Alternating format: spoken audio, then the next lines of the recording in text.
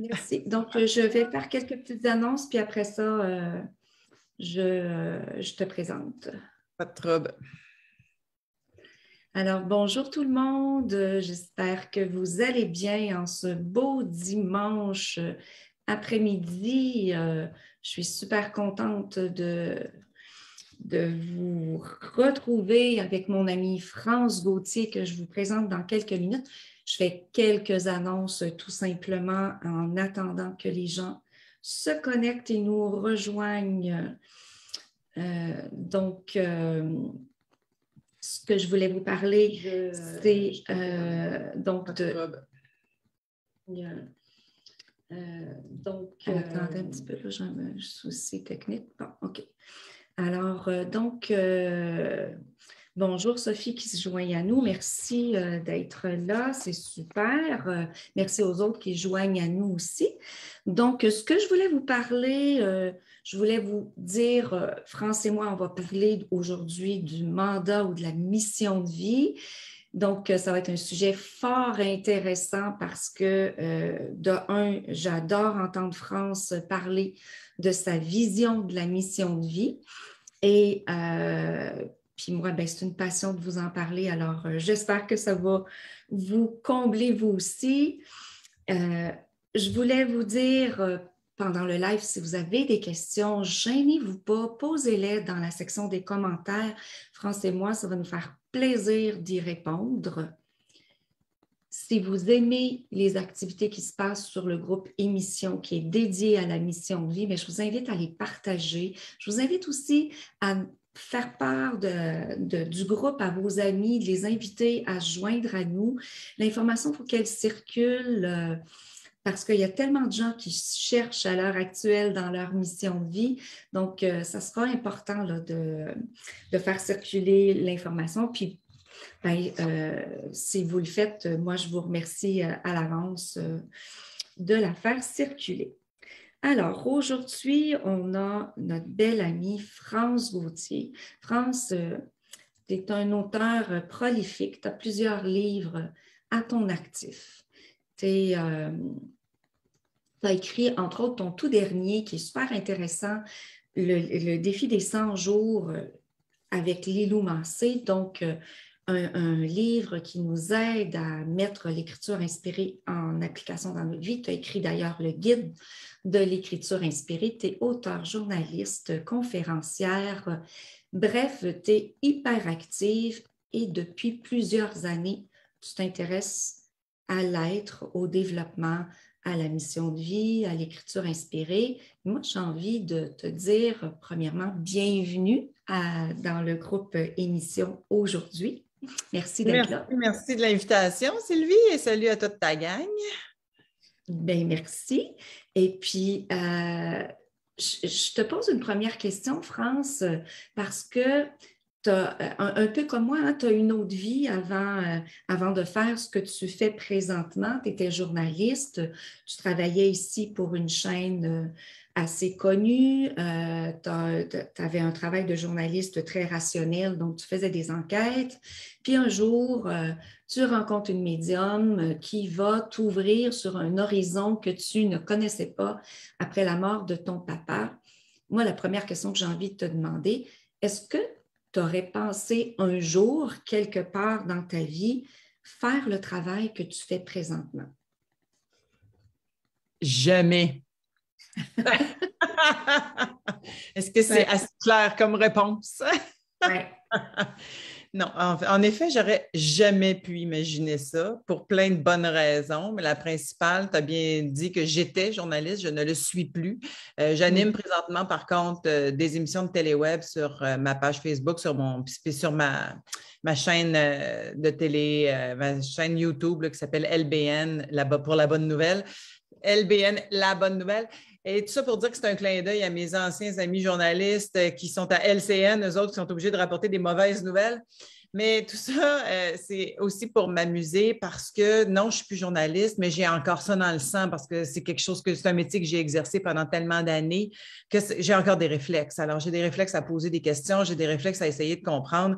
Et quand ça m'est arrivé, la rencontre avec la fameuse médium dans le cadre d'une émission de télé à TVA, c'est si on parle, si les gens qui t'écoutent sont surtout des Européens, ben, c'est l'équivalent de TF1. C'est une grosse chaîne de télé privée. C'est la plus grosse, la plus populaire.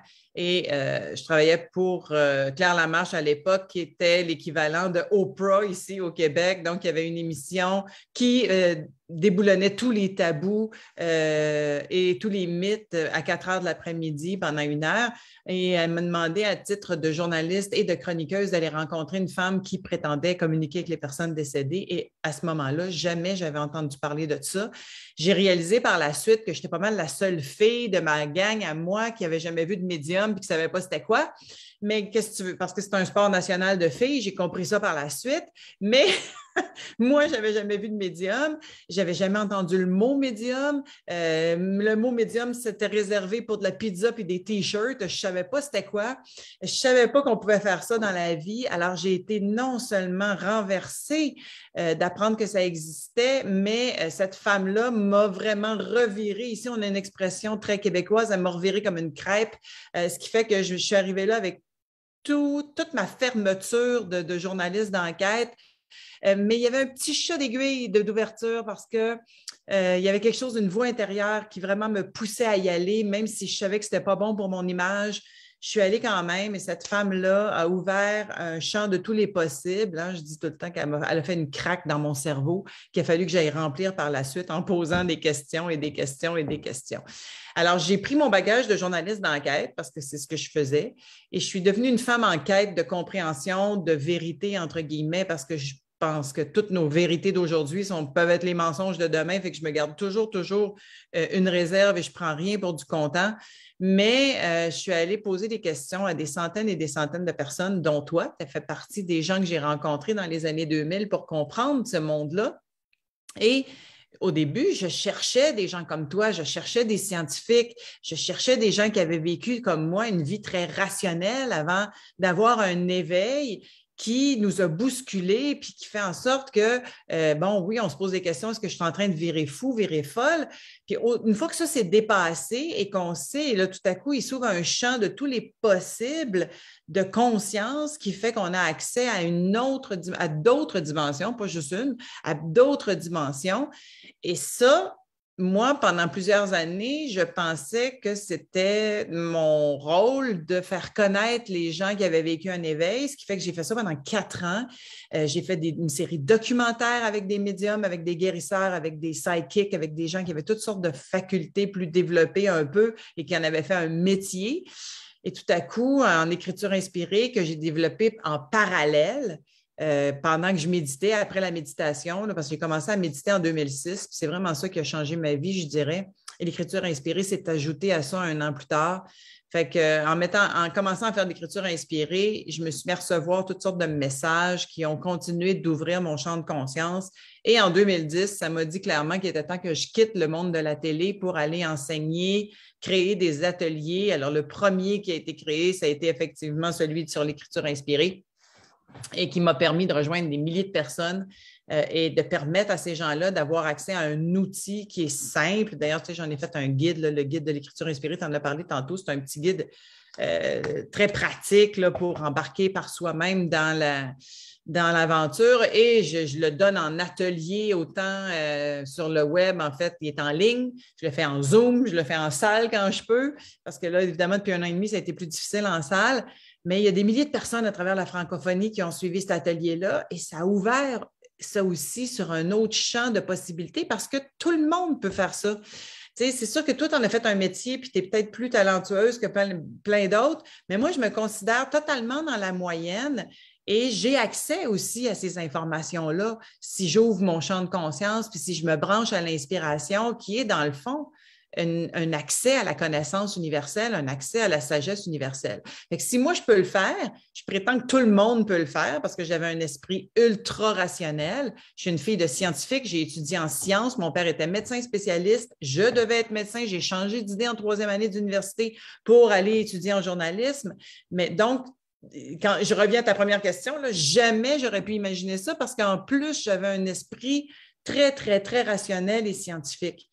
Et j'ai compris que les meilleurs scientifiques, là, c'était ceux finalement qui avaient l'ouverture d'esprit sur toutes les dimensions et qui se permettaient de se poser des questions sans arrêt, de se remettre en question et de surtout jamais se figer dans une forme pensée et de se permettre justement d'y aller d'hypothèse en hypothèse parce que quand on reste figé dans une pensée matérialiste, eh bien, on ne peut plus avancer. Oui. Tout ça, ça t'a amené à t'intéresser aussi à ce qu'on est venu faire sur la Terre. Tu as d'ailleurs un atelier que tu proposes qui s'appelle le mandat de vie. Mais moi, j'aimerais bien ça t'entendre sur, premièrement, pourquoi on vient sur la Terre selon toi? C'est quoi le but de s'incarner?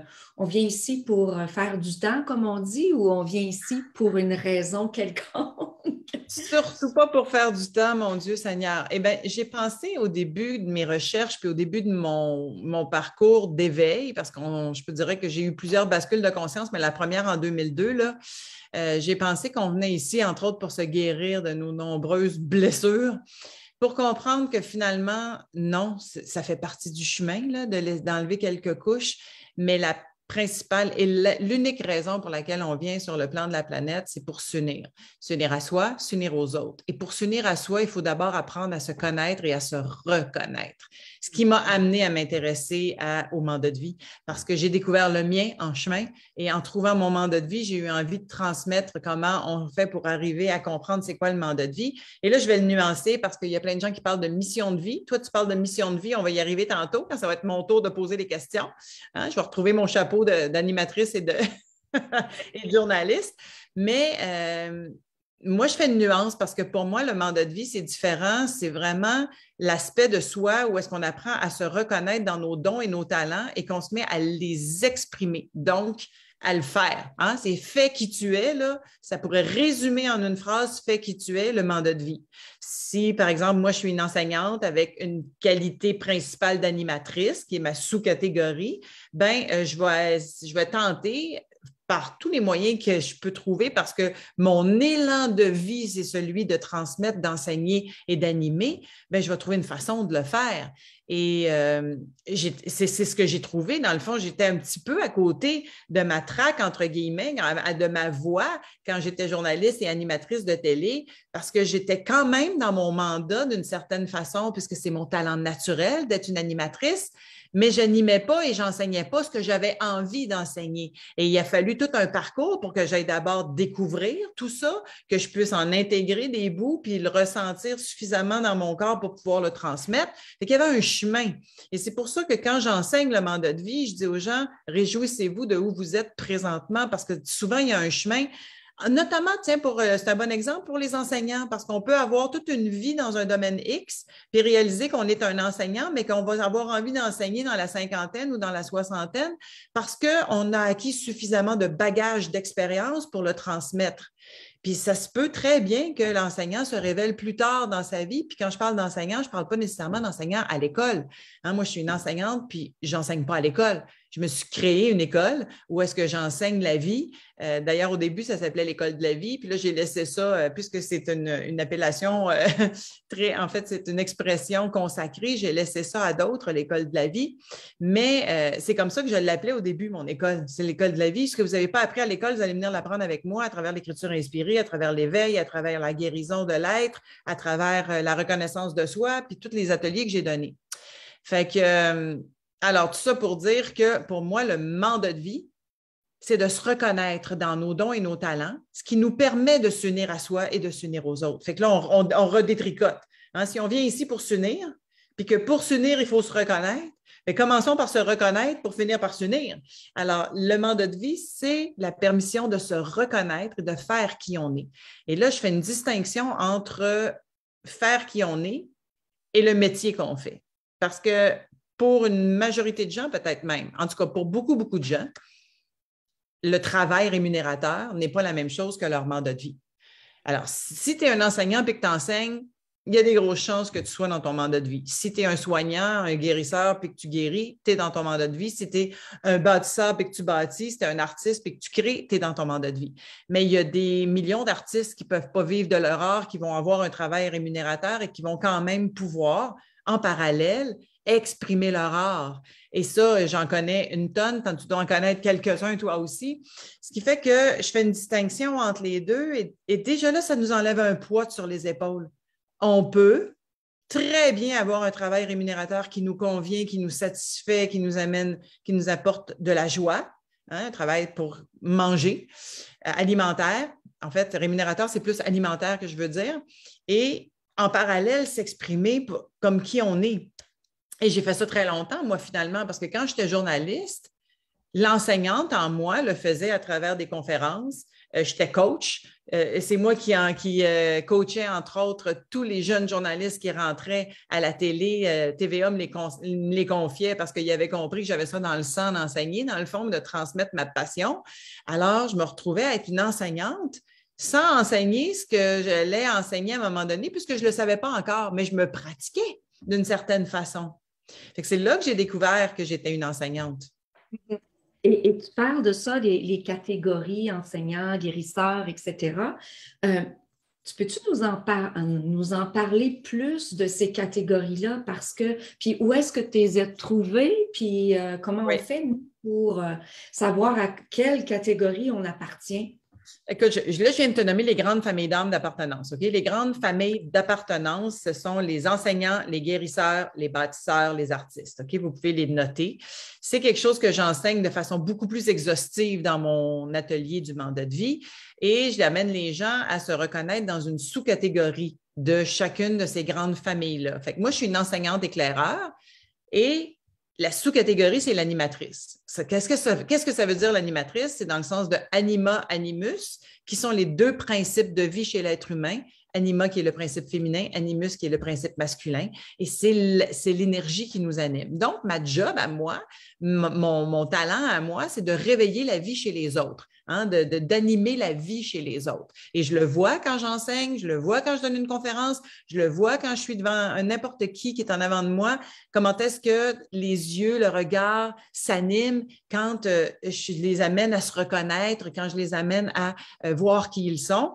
Ce qui fait que moi, je suis dans mon rôle quand j'enseigne parce que j'utilise ma flamme d'animatrice d'animation pour transmettre des informations, transmettre des connaissances, transmettre un savoir. Bon, alors ça, dans la grande catégorie des enseignants, il y a plusieurs sous-catégories. Tu peux être un enseignant qui est un transmetteur, qui va avoir envie d'aller travailler dans les écoles parce que tu as un talent naturel pour transmettre une information puis qu'elle est bien comprise par les gens qui la reçoivent. Alors, il y a un paquet de sous-catégories dans les enseignants. La même chose chez les artistes, la même chose chez les bâtisseurs. Par exemple, il y a des dirigeants, il va y avoir des constructeurs, il va y avoir des organisateurs, il y a plein de sous-catégories.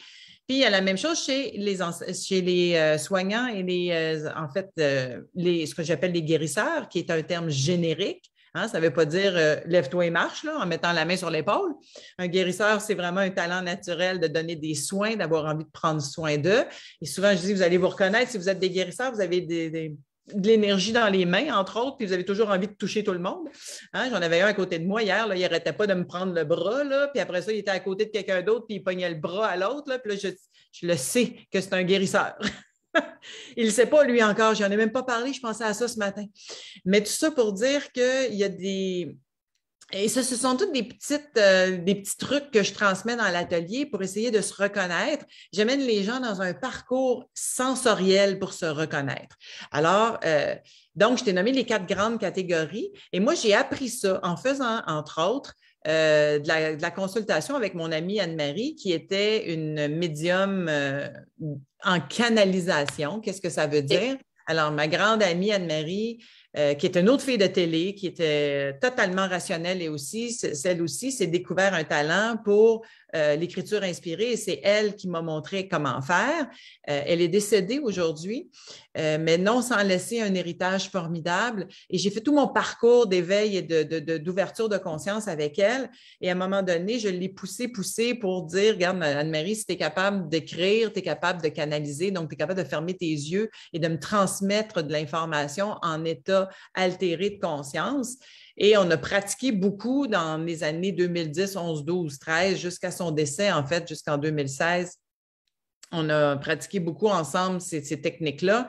Et Anne-Marie, donc, avait un don particulier pour entrer dans un état altéré et transmettre de l'information à des clients qui sont venus nous voir pendant une couple d'années. Et moi, j'étais là pour la grounder en bon français. J'étais là pour l'accompagner, la garder les deux pieds sur terre pendant qu'elle partait en état altéré.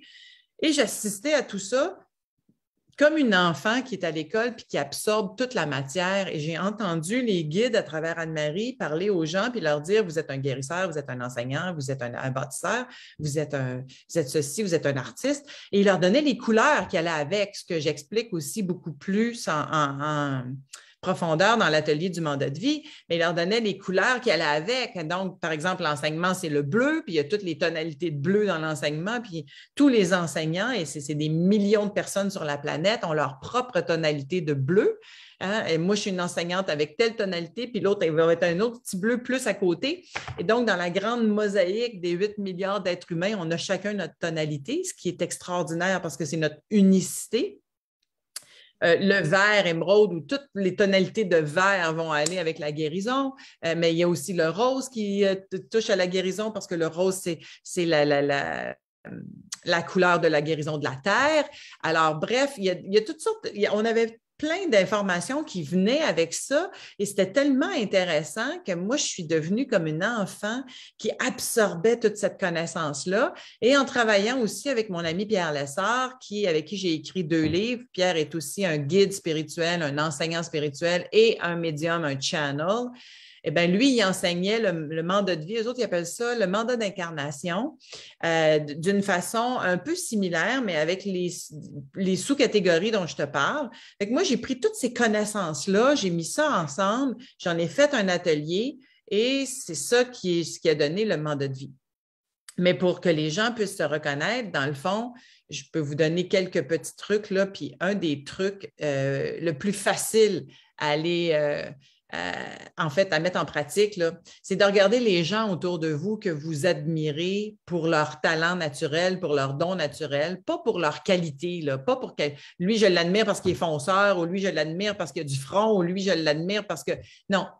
Quelle qualité et quel don naturel vous admirez chez les gens autour de vous? Et si vous admirez une qualité ou un don, c'est parce que vous l'apportez et que vous ne l'avez pas encore développé à votre plein potentiel à vous. Et moi, là, c'était clair que j'étais une enseignante puis que j'étais une animatrice parce que les gens que j'admirais le plus, et j'ai même écrit ça quelque part à un moment donné, c'est que je voulais être la Oprah du Québec. Donc, si j'admirais Oprah tant que ça, c'est parce qu'il y avait une animatrice en moi.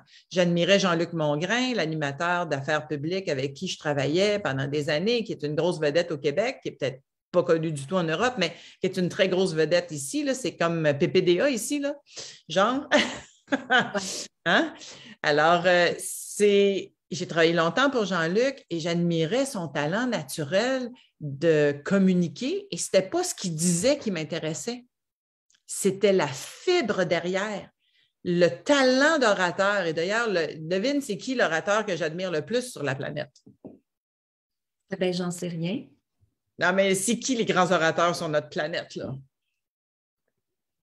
Ben, OK, je vais t'aider. Il est noir puis il a été président des États-Unis d'Amérique. d'Amérique. Moi, là, quand Barack Obama prend la parole, là, je suis subjuguée. Là, je suis comme ça. La mâchoire qui tombe sur la table. Pourquoi? Parce que j'en suis une oratrice et j'admire les gens qui ont ce talent-là parce que je le porte. Alors, quand j'ai compris ça, eh bien, je me suis dit, parfait, je vais l'utiliser, ce talent-là, mais ce ne sera pas pour remplacer Oprah ou pour remplacer Jean-Luc Mongrain ou pour remplacer Barack Obama, mais ça va être pour y donner ma couleur à moi, ma tonalité à moi. Et là, j'ai trouvé avec les années ce que j'avais envie d'enseigner. Ça a pris du temps parce qu'il fallait d'abord que je découvre que ça existait puis que j'en fasse un métier et que je crée tous les produits que j'offre aujourd'hui parce qu'il n'y a personne qui faisait ça comme moi, ce qui fait que j'ai créé tout ça à partir de l'inspiration, qui est mon premier outil, ma matière, ma glaise, hein, c'est ma terre glaise à moi, c'est l'inspiration. Et à travers l'inspiration et tout ce que je décris dans le guide de l'écriture inspirée ou dans l'atelier, eh bien, ça m'est tout venu en inspiration. Tous les ateliers ont été créés là, d'un jet par... ça me pognait, il fallait que j'aille chercher un cahier puis je l'écrive. Là. Donc, si on cherche nos talents uniques, l'écriture inspirée pourrait être une façon d'y arriver.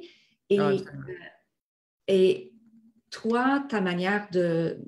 Parce que moi aussi, j'en fais de l'écriture inspirée, mais comment tu t'y prends, toi, pour... qu'est-ce que tu enseignes aux gens par rapport à l'écriture inspirée? Est-ce que c'est une méthode qui est compliquée? Est-ce que c'est simple? On pourrait résumer mon écriture inspirée à moi en une phrase. Assis-toi puis écris. C'est assez simple. Hein? Avec France Gauthier, là, tout est simple. Ouais. Quand tu es 4e année B, alors si moi je le comprends, toute la planète le comprend, puis on y va ensemble. Donc, l'écriture inspirée, c'est d'une simplicité simplette. Maintenant, il y a une nuance, et c'est pour ça que j'en ai fait un atelier d'une journée ou de 5 heures sur le web, parce qu'il y a des nuances à ça, puis l'idée, c'est de pratiquer, et plus on pratique, plus on se fait confiance, plus ça devient fluide, plus ça devient intéressant. Et en même temps, comme je te disais au tout début de l'entrevue, je me garde toujours une petite gêne, je ne me prends jamais pour du content, je ne vais jamais écrire quelque chose puis appeler quelqu'un pour lui dire « je viens de recevoir une vérité avec un grand V » parce que pour moi, ça n'existe pas. J'ai mes petites vérités à moi qui se transforment au fur et à mesure que j'évolue d'ailleurs. Mais c'est intéressant, l'écriture inspirée, parce que ça vient nous montrer souvent nos angles morts dans des situations qui nous embêtent, hein, qui nous bloquent. Quand on cherche justement, une des questions que j'ai le plus posées, c'est qu'est-ce que je vais faire quand je vais être grande? Alors, tu comprends que c'est relié à mon mandat de vie. Maintenant, j'ai arrêté de la poser parce que j'ai décidé que j'étais grande. pour arrêter finalement d'envoyer le message que je ne suis pas grande. Là. Mais tout ça pour dire que ça a été mon running gag pendant des années et des années. Puis j'ai encore souvent cette question-là parce que quand on est un créateur, on est toujours en train de créer la prochaine affaire. Tu le sais, tu es une auteure comme moi. Ça va être quoi le prochain livre? Ça va être quoi le prochain atelier? Ça va être quoi ma prochaine intervention? Alors, bref, souvent, en écriture inspirée, je vais demander, OK, bien, on s'en va où maintenant? Là? Je suis rendue où, moi, là? Je fais quoi? Et c'est là que mes œillères s'ouvrent.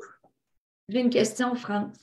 Comment tu fais quand tu écris, quand tu reçois quelque chose pour donner foi à ce que tu reçois et pas dire « Ah ouais, mais ça, c'est mon imagination » ou « C'est ça que j'aimerais, mais c'est pas vraiment ça finalement. » Donc, comment tu fais pour, mais vraiment te laisser guider par ce que tu viens de recevoir et vraiment manifester cette idée-là que tu viens de recevoir?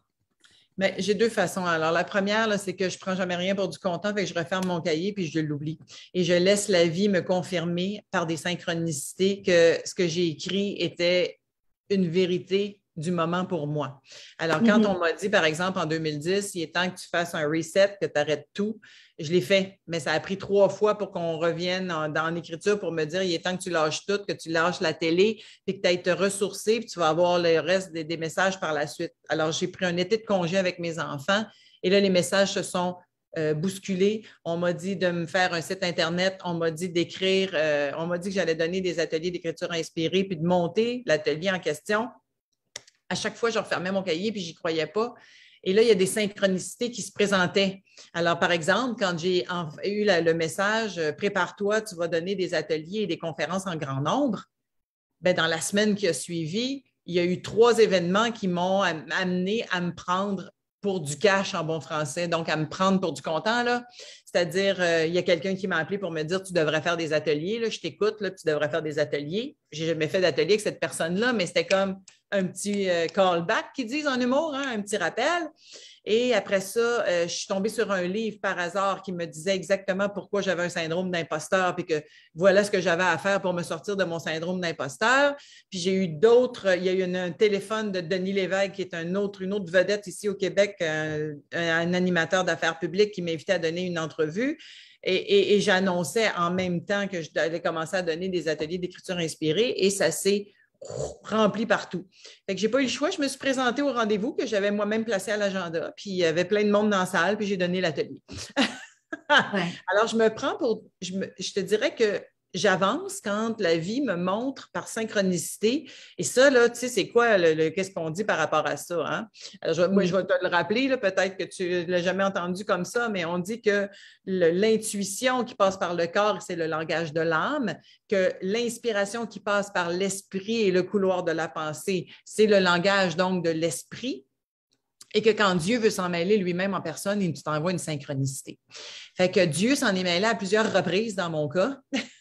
Ouais. Et dans le cas de tout le monde, c'est juste qu'on ne les voit pas passer tout le temps, les synchronicités, parce qu'on a les yeux fermés ou parce qu'on a peur ou on est terrifié, dans le fond, de notre propre lumière. C'est la plus grande peur de l'être humain, ce qui fait que très souvent, on va passer à côté, on va contourner, on va faire tous les détours possibles et impossibles pour ne pas être dans notre lumière. Et ça, c'est des conditionnements judéo-chrétiens, c'est des conditionnements à tous les niveaux, mais à un moment donné, ça devient plus fort. L'appel devient plus fort que la peur et on transcende la peur. J'aime ça que tu parles de peur parce que dans ce chemin-là, dans cette transition, quelles sont tes plus grandes peurs que tu as dû traverser pour faire ce que tu fais là aujourd'hui? Ne pas pouvoir manger, entre autres. Hein? J'avais 2 enfants, moi, là j'étais séparée, monoparentale 1 semaine sur 2, pigiste. Je savais que j'avais plus d'argent au bout de quelques mois, après 2010. Là. En 2010, quand on m'a dit, là, il est temps que tu fasses un reset et que je l'ai fait, eh bien, je savais que je n'avais pas d'argent pour durer très, très, très longtemps. Là. Alors, il fallait que ça fonctionne. Donc, je me suis mis en action, mais je me souvenais de la petite phrase de ma mère qui disait, tu sais, la nécessité est la mère de la créativité. Alors, je me suis mis par nécessité au travail et ça a fonctionné, j'ai pu manger. Et c'est vraiment ça, les plus grandes peurs, c'était qu'il n'y ait pas de monde, qu'il n'y ait personne au rendez-vous. Mais je me gardais des plans B en me disant, si ça ne fonctionne pas, je le sais que je ne suis pas démunie, je le sais que je vais pouvoir me trouver un travail, à faire autre chose. Mais l'élan était tellement fort que je me suis mis en action et ça s'est déployé devant moi. En fait, le tapis rouge s'est déroulé pour qu'il y ait des gens dans toutes les salles partout au Québec et en Europe où j'allais pour pouvoir manger. Ça n'a jamais été... on s'entend là, que je ne suis pas dans la catégorie des Joe Dispenza de ce monde qui se sont mis multimillionnaires avec ça, mais je suis quand même capable de manger. Ça, c'est important. Est-ce que tu penses que chaque personne qui suit son élan créateur comme ça, ce qu'il sent et ses talents et ses dons uniques, est-ce que tu penses que tout le monde peut arriver à en vivre? En vivre, c'est une grande question et c'est pour ça que tantôt, je te disais, tu peux très bien avoir un travail alimentaire en parallèle de ton mandat de vie, puis être très heureux dans la vie. Et ça, pour moi, c'est important de le dire parce que faire ce que j'ai fait, c'est se mettre en déséquilibre. Et ce n'est pas quelque chose que je conseille. Je sentais que je pouvais le faire à ce moment-là. Et il y a un concours de circonstances, de synchronicité qui ont fait en sorte que c'était la bonne chose à faire. Mais c'était quand même me foutre en déséquilibre sans savoir ce qui s'en venait, puis sans savoir si j'allais pouvoir vraiment nourrir mes enfants. Donc, ce n'est pas quelque chose que je conseille. Il y en a qui vont le faire parce qu'ils savent qu'ils ont les reins assez solides pour le faire. Mais j'ai surtout vu, et c'est plutôt ça que je conseillerais aux gens, j'ai surtout vu des gens qui ont fait une transition en douceur, c'est-à-dire sur plusieurs années, à créer de l'espace dans leur vie d'abord pour justement s'exprimer en fonction de leurs dons et leurs talents dans des cases horaires qu'ils ont ajoutées à leur horaire. Pour faire de l'espace tranquillement. Donc, je peux donner l'exemple de mon amie Joanne Terrien, qui est une enseignante aussi et qui a fondé sa propre école de soins énergétiques. c'est avant tout une infirmière. Et quand j'ai rencontré Joanne, elle travaillait comme infirmière. Elle était passée à 3 jours semaine. Tranquillement, elle est tombée à 2 jours semaine, 1 jour semaine. Puis à un moment donné, elle travaillait une demi-journée par 2 semaines. Puis j'ai dit, je pense, Joanne, là, que tu peux laisser aller la demi-journée par 2 semaines. Tu es prête. Et elle s'est lancée. Ce qui fait que ça, c'en est une aussi, tu sais, d'une façon de faire, de créer des espaces pour aller exprimer votre passion, votre élan, votre créateur qui vient vraiment de vos dons et vos talents et tranquillement faire la transition si vous avez à la faire pour amener ça vers un travail rémunérateur. Mais ça se peut. Par exemple, les artistes, là, c'est le meilleur exercice. En fait, c'est le meilleur exemple que je peux faire.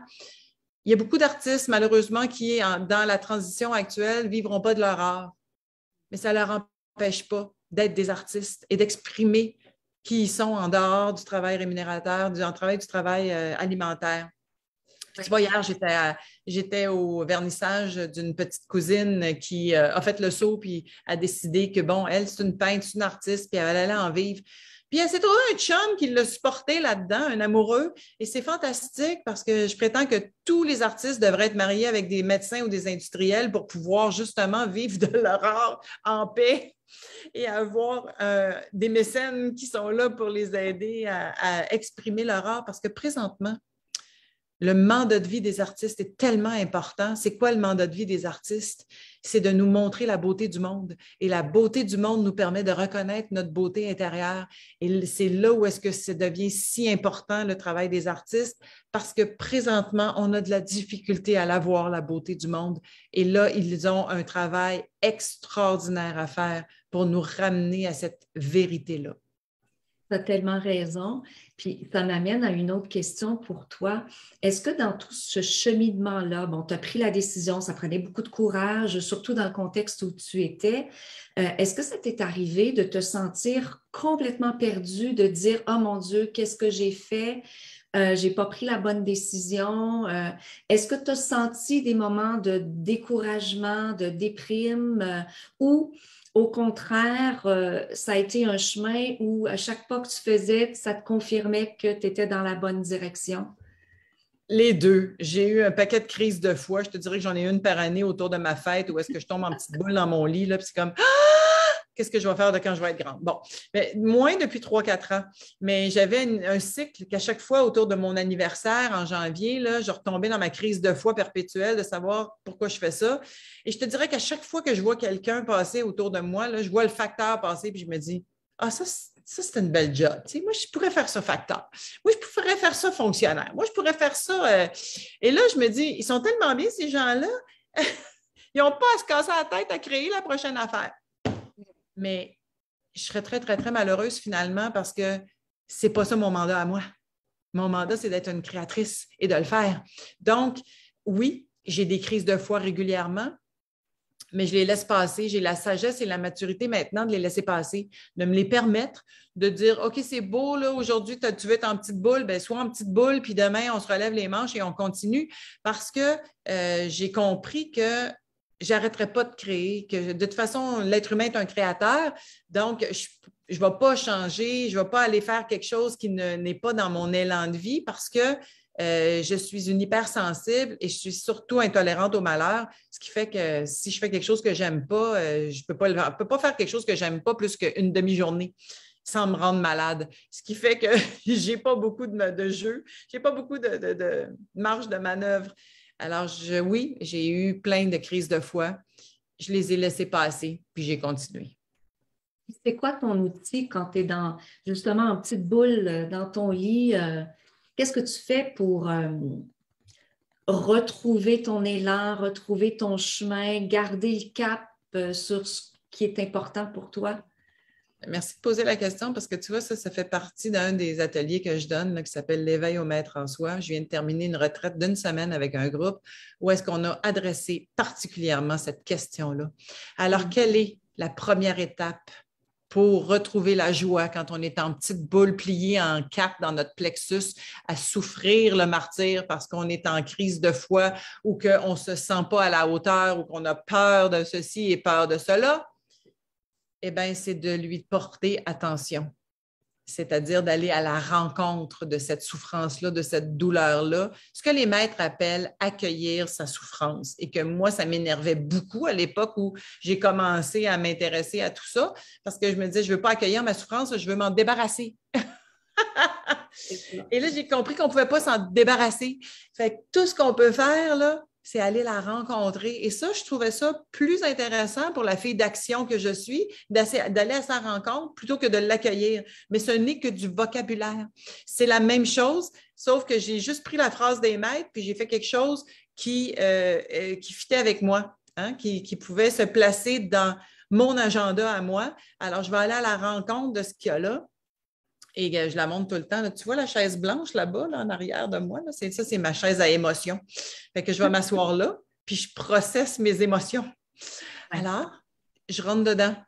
Je vais regarder qu'est-ce qu'il y a là. Je prends mon cahier, j'écris. Qu'est-ce que tu veux me dire, émotion? Qu'est-ce que je suis en train de vivre? C'est quoi cette peur-là? Des fois, je peux avoir la peur. Écoute, le nombre de fois que j'ai eu peur de ma propre lumière et que je me rendais malade, eh bien, la dernière fois que c'est arrivé, ça a été tellement violent. J'ai fait une infection urinaire violente, c'est-à-dire que j'urinais le sang et il a fallu que je me suis retrouvée à l'urgence. On m'a traité instantanément. Et tout de suite, en écriture inspirée le lendemain, on m'a dit, regarde ce qui s'est passé juste la veille, tu as refusé. Pour un instant, tu as renié ta propre lumière. Hein? Et c'est ce qui s'est passé. Puis c'était quoi qui s'était passé la veille? J'avais reçu par courriel le 4e de couverture du guide de l'écriture inspirée. Et le 4e de couverture, tu le sais, tu es une auteure, c'est l'éditeur qui l'écrit pour nous, hein, pour vendre le livre. Ce n'est pas moi qui me vends, c'est mon éditrice qui avait écrit un petit paragraphe.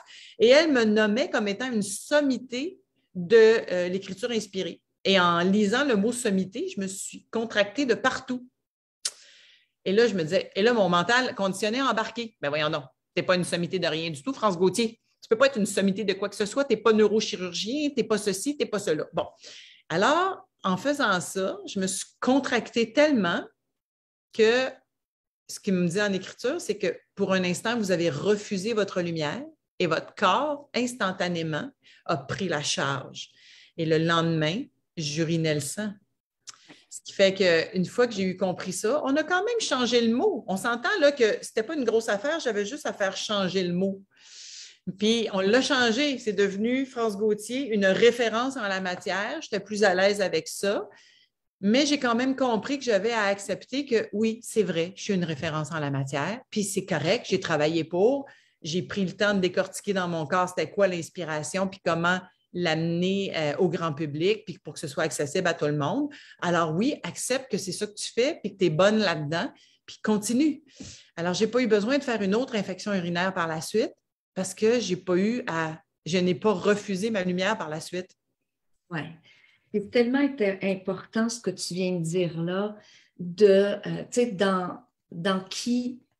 qu'est-ce qu'on veut faire dans la vie. Il faut commencer par reconnaître qui on est, puis les forces qu'on a, puis pas avoir peur. Hein? Tu le disais au début de ta présentation, c'est tellement judéo-chrétien de pas trop se reconnaître. Puis quand on a des belles reconnaissances comme celle que tu viens de mentionner en arrière de ta couverture, premier réflexe, c'est de dire ah, mais non, c'est pas ça. Pas moi. C'est ça. Mais en réalité, ça fait partie de la démarche. En terminant, France, on arrive déjà à la fin. On aurait pu t'entendre encore très, très longtemps. J'ai une dernière question. C'est si tu avais une seule suggestion à donner aux gens qui nous écoutent, qui cherchent leur mission de vie, tu leur dirais quoi pour enclencher une démarche? Commencer par arrêter. Alors, je vais vous dire, ce qui a changé ma vie, c'est la méditation. L'écriture, c'est rajouté à la méditation, mais l'écriture n'aurait pas pu arriver si je ne m'étais pas déposée un an avant et commencé à méditer tous les matins. Ça fait 15 ans que je médite tous les matins. Je suis toujours pas bonne, mais je suis au rendez-vous. Et je le dis, je ne suis pas bonne là, pour vous enlever de la pression. Le but, ce n'est pas d'être bon, c'est d'être au rendez-vous. Alors, je suis au rendez-vous. Des fois, je médite quelques secondes sur les 20 minutes que je suis assise là parce que je suis en train de faire ma liste d'épicerie, mais je suis au rendez-vous. Et par la suite, je prends mon crayon, je pose des questions. Il y a certains matins que je ne le fais plus parce que je n'ai plus besoin d'écrire tous les matins comme avant, parce qu'il y a des mécanismes qui se sont créés que j'appelle les avantages collatéraux de l'écriture inspirée. Donc, mon champ de conscience est ouvert et je peux poser des questions, recevoir les réponses intérieurement. Mais tout ça pour vous dire que commencez par vous déposer pour ressentir vos élans, ressentir qui vous êtes. Et tant et aussi longtemps que vous ne vous serez pas déposé, pendant plusieurs semaines, voire des mois, là, ça va être difficile de ressentir qui vous êtes. Vous savez, on ne devient pas médecin en rentrant à la faculté de médecine. Ça prend 5 ans. Puis après ça, 4 ans pour se spécialiser. Bien, moi, ça fait 14 ans, 15 ans que je médite tous les matins. Puis je ne suis vraiment pas encore une experte de quoi que ce soit, mais j'ai quand même appris à travers ça à ressentir des élans à l'intérieur de moi. Puis ces élans-là font qu'on va se lever debout, puis on va aller essayer quelque chose. Et en essayant quelque chose, on avance petit pas par petit pas. Des fois, on se trompe, on se tasse un peu à droite, on continue notre chemin. Mais il faut commencer par la première étape qui est se déposer. Et tu as tellement raison. Je ne peux pas faire autrement que te dire. Oui, c'est la première étape. Merci, France. Merci beaucoup de ta générosité, de tes partages, de tes belles réponses. On ira voir tout à l'heure les questions des gens. Donc, mais en attendant qu'on aille aux questions, je te laisse. C'est mon tour. Alors là, c'est mon tour de poser les questions? Oui, c'est à ton tour de poser des questions. Bon, bien écoute, est-ce que tu es disponible là? Oh oui, je pense que oui. Voilà. Alors, on va commencer par le commencement. Ouais. Sylvie Ouellette, toi qui étais notaire, ça a été quoi ta bulle au cerveau pour en arriver à enseigner l'éveil, puis aussi à donner des outils aux gens, puis accompagner les gens dans leur parcours d'éveil, puis de connexion à l'invisible? Oui, bien, je suis tellement contente que tu aies parlé de prendre le temps de s'arrêter parce que je vais utiliser ça pour faire la transition. Mais moi aussi, ça a débuté comme ça. Ça a débuté par une période de très, très grand mal-être dans ma vie. J'avais plus envie d'être notaire. Ça faisait un long moment que j'entendais à l'intérieur de moi que c'était pas ma place, qu'il fallait que je change. Mais on fait quoi quand on a un diplôme en droit puis une maîtrise, etc. là-dedans? Donc, j'en étais à me chercher et ça faisait des années que j'entendais le mot méditation. Quand j'entendais le mot méditation dans mes oreilles, pour moi, là, c'était comme une mélodie. Puis ça m'attirait, puis je me disais, il faudrait bien que j'essaye ça un jour. Hein? Puis j'avais essayé des dizaines et des dizaines de fois, mais moi, je m'assoyais là, hein, puis bon. Oui, il faut qu'il se passe quelque chose, hein? Il faut qu'il se passe, hein? Ben oui, c'est ça, voyons, il ne se passe rien. Donc, je finissais toujours par me dire, ben non, c'est pas pour moi, c'est pas ça. Puis, dans cette grande période de mal-être-là, un jour, je me suis installée là et j'ai eu une brève petite intermède de mon mental où là, j'ai vraiment touché à quelque chose à l'intérieur de moi. Ça a été, garde, une fraction de seconde, là. Mais ce que j'ai touché, c'est un espace de silence et j'ai fait « Ah, mais c'est ça que je veux. » C'est exactement pour ça que je suis tant attirée par la méditation. Donc, à partir de là, j'ai instauré, comme toi, la méditation dans mon quotidien. Puis, c'est un rendez-vous. Moi, ça fait maintenant 22 ans que je médite tous les jours. Puis, ça a été pour moi, ça va être cliché ce que je vais dire, mais c'est vraiment ça qui a amené une bascule dans ma vie entre une Sylvie qui se cherchait depuis très, très longtemps, qui était plus ou moins heureuse, qui ne savait pas trop où est-ce qu'elle s'en allait. Et là, de trouver mon chemin, de trouver mes réponses, d'avoir vraiment l'impression, j'ai envie de dire, d'habiter qui je suis. Ça, c'est ce que la méditation a fait dans ma vie, là. Oui, c'est fantastique. Alors, je suis contente que tu confirmes ça parce qu'effectivement, là, c'est 2 en 2, là, hein, pour les gens qui nous écoutent, là, 2 en 2, là. Si vous voulez vous reconnaître, asseyez-vous les fesses sur une chaise ou sur un tapis ou un coussin de méditation et faites rien pendant un petit bout de temps. Vous allez voir qu'à un moment donné, à rien faire, il se passe quelque chose. Mais attendez pas qu'il se passe quelque chose. C'est ça l'affaire. Alors, merci d'amener ça là. Puis là, ben, là c'est à ce moment-là, par exemple, tu as commencé à entendre des voix, hein? Puis à communiquer avec les personnes décédées, puis tu aurais pu penser que tu étais folle, toi aussi. Qu'est-ce qui t'a permis de savoir que tu n'étais pas folle? Écoute, j'ai mis la main parce que, évidemment, quand j'ai commencé à entendre des voix, mon premier réflexe, ça a été de dire oh, oh là, ça va pas bien. Ouais. Et j'ai couru à la bibliothèque et le hasard n'existant pas, donc les synchronicités ont fait que le premier livre qui m'est tombé sous la main, c'est le livre du docteur Raymond Moody, qui est psychiatre américain, qui parle de NDE, La vie après la vie. Et oui, La vie après la vie, exact.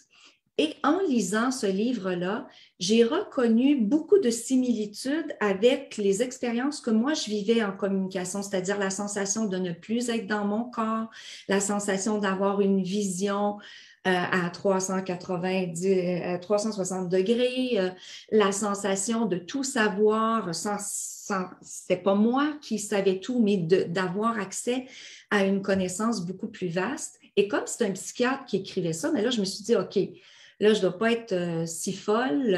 Lui confirme quelque part que tous ses patients ne sont pas cinglés. Donc ça m'a rassurée. Et à partir de là, moi, j'ai commencé une recherche pour essayer de comprendre, ce qui m'arrivait. Mes premières questions, c'était de dire, OK, pourquoi du jour au lendemain, moi, je me mets à entendre des voix, je n'ai jamais rien entendu avant, puis là, je commence à entendre quelque chose, qu'est-ce qui se passe chez moi, pourquoi ça arrive, et moi, c'est probablement mon bagage juridique qu'il y a derrière ça, mais j'étais intéressée à savoir comment ça marche tout ça, pourquoi ça m'arrivait. Qu'est-ce qui faisait que moi, je commençais à recevoir du jour au lendemain? Comment ça marchait la communication? Donc, j'ai cherché, j'ai lu, j'ai suivi des formations. Et puis un jour, j'ai été amenée à écrire le premier livre. Et il nous parle, entendons-nous, pour raconter un peu tout ce parcours-là, les enseignements que j'avais pu comprendre ou entendre dans tout ce chemin-là. Mais je n'ai jamais pensé que ça irait plus loin. J'ai écrit un premier livre parce que des gens me disaient, des médiums que j'ai croisés sur la route, me disaient, Sylvie, il faut que tu écrives, on me dit qu'il faut que tu écrives. Alors, j'ai écrit le premier livre, moi, de façon très, très naïve, en disant, bon, quasiment pour dire, je vais me débarrasser, je vais arrêter d'entendre qu'on me dit d'écrire, je vais me débarrasser de ça, puis je vais avoir la paix, ça va être fini. J'ai jamais pensé, même en écrivant ce premier livre-là, que ça allait être ma voix, que ça allait être mon chemin. C'est très drôle que tu dis là, parce que j'ai eu exactement le même chemin avec On ne meurt pas. Je me suis dit, OK, je vais l'écrire, puis vous allez me lâcher les baskets après, puis je vais retourner à ma petite vie de journaliste tranquille. Et finalement, c'est pas ça du tout qui s'est passé. Non. Puis tu vois, quand j'étais notaire, moi, j'ai donné des dizaines et des dizaines de conférences, j'ai enseigné le droit et quelque part, j'ai toujours senti que j'aimais enseigner, j'aimais transmettre des connaissances, mais le droit, je détestais ça pour mourir. Je devais être un prof, mais mais endormant parce que j'aimais pas ce que j'enseignais. Et quand j'ai donné la première conférence, après avoir écrit mon premier livre, j'ai donné une conférence. Là, les pièces du puzzle ont commencé à s'assembler et j'ai fait mais je voyais tout le sens de ma vie, pourquoi j'étais passée par le notariat, pourquoi j'avais fait toutes ces conférences-là. Et là, j'ai fait comme OK, ouais, là, je commence à avoir une idée de ce qui s'en vient. C'est super. Puis là, on va faire un saut dans le temps parce que ça ressemble vraiment à mon parcours. C'est drôle en tabarouette, là, tout ce bout-là. Là, c'est qui commençait à donner des conférences. Puis moi aussi, j'ai réalisé que je vais être obligée de continuer à transmettre. Alors, on va faire un saut dans le temps. On va arriver à être ou ne pas être. Voilà la mission. Que sommes-nous venus accomplir sur cette terre de Sylvie Ouellette, n'est-ce pas, au dos fin blanc? Alors, comment est-ce que les notions de mission de vie, d'abord que tu devras définir parce que c'est différent de ce que moi j'appelle le mandat de vie. Comment les notions de mission de vie te sont descendues? Comme tu l'as dit, j'ai commencé par m'intéresser à la mort.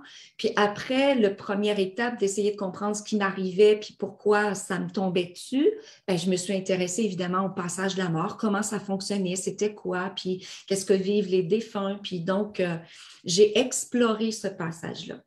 Puis un jour, en méditation, j'ai entendu en moi, Sylvie, tu ne feras pas que t'intéresser au passage de la mort, tu vas aussi aller explorer le passage de la naissance. Ce qui m'a amené à écrire le livre Bienvenue sur Terre. Donc, et là, ça a été vraiment une exploration de comment ça marche l'incarnation, qu'est-ce qui fait qu'on décide d'un jour de partir de l'autre côté puis de s'en venir sur la Terre, puis qu'est-ce qu'on vient faire ici. Puis évidemment, une fois que ce livre-là a été écrit, ce qui m'est venu en méditation, c'est de dire, maintenant, tu vas parler de ce qui se passe entre les deux. Il y a la mort qui est la fin de ce grand voyage sur Terre. Il y a la naissance où on arrive ici. Mais là, maintenant, tu vas parler de ce qui se passe entre les deux. Et au fur et à mesure que j'ai avancé dans le temps, je ne savais pas, j'avais reçu cette information-là des années avant d'écrire Être ou ne pas être, voilà la mission.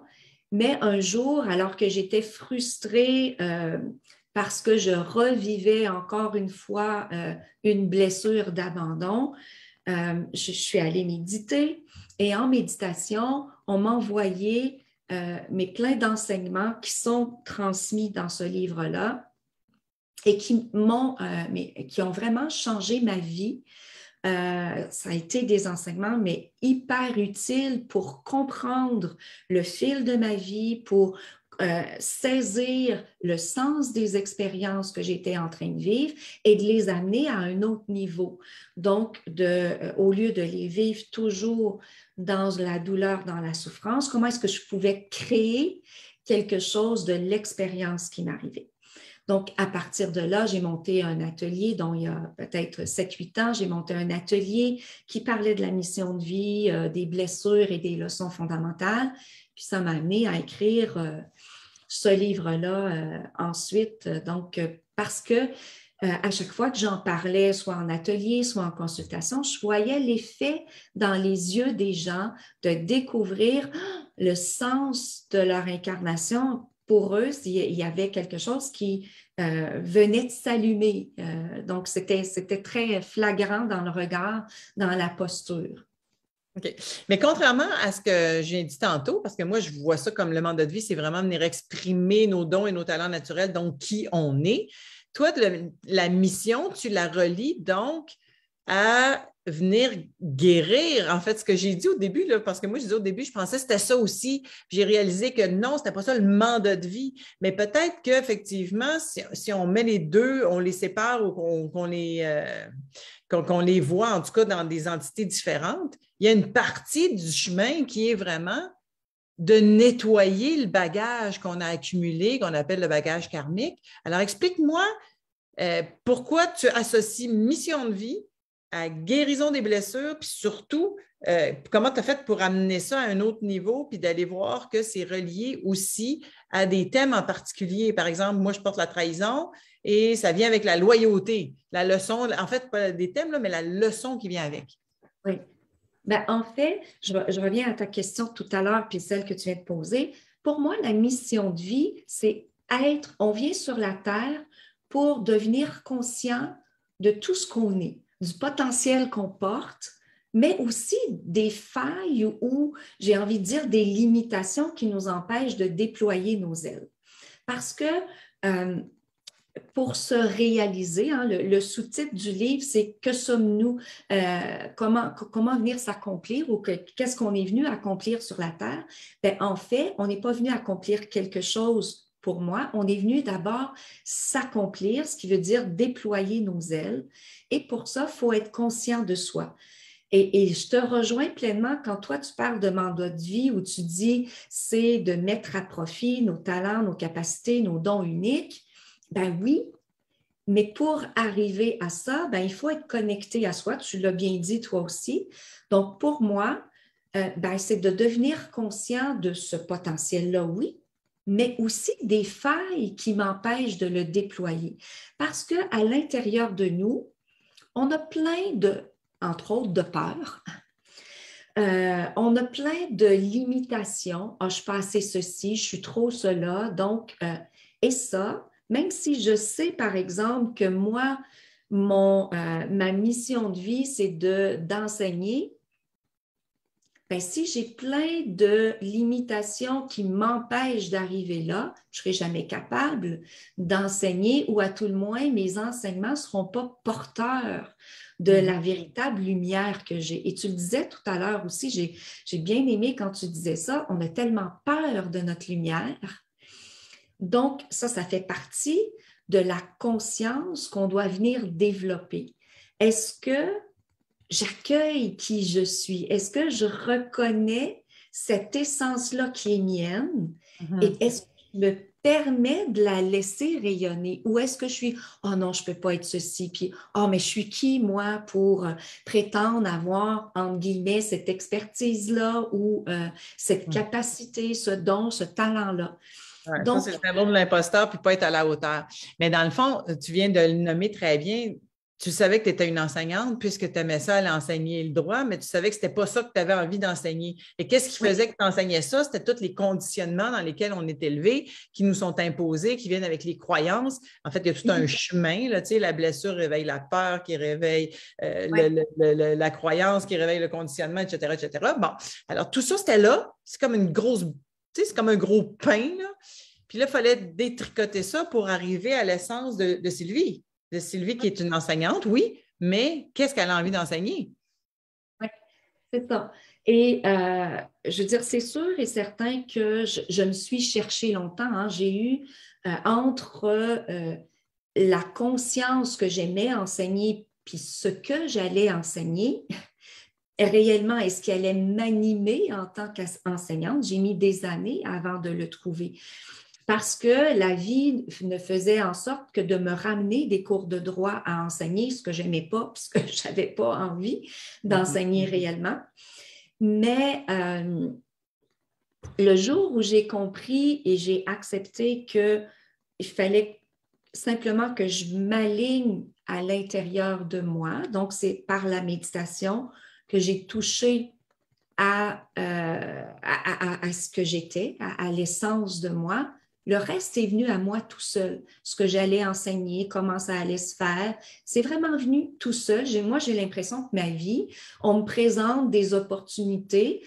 Mais oui, je crée, comme tu dis, j'ai la tête et le côté inspiration est toujours là, puis je fais quelque chose.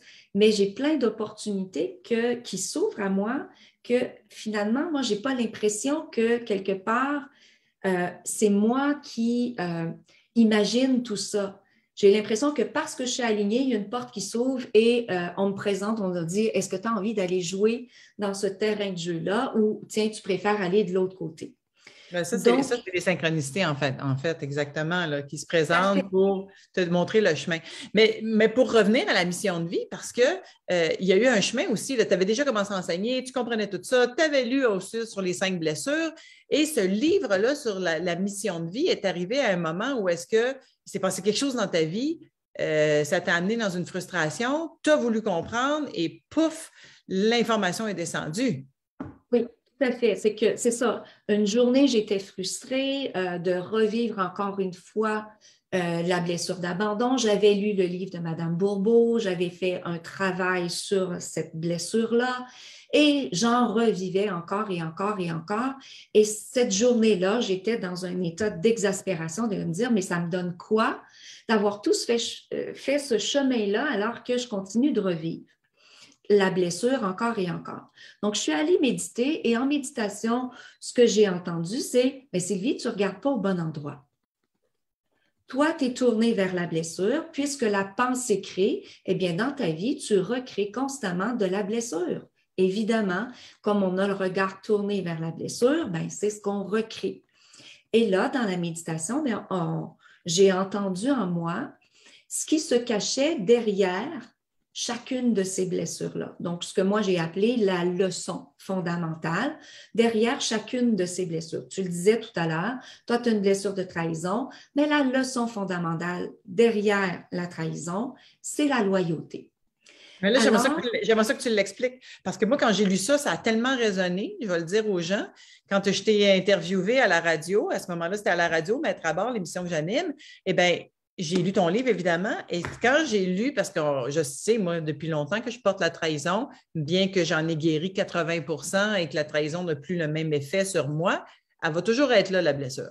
Et là, tu expliques là-dedans que la trahison, par exemple, et chaque blessure est associée à une leçon différente, mais pour la trahison, c'est la loyauté, la leçon.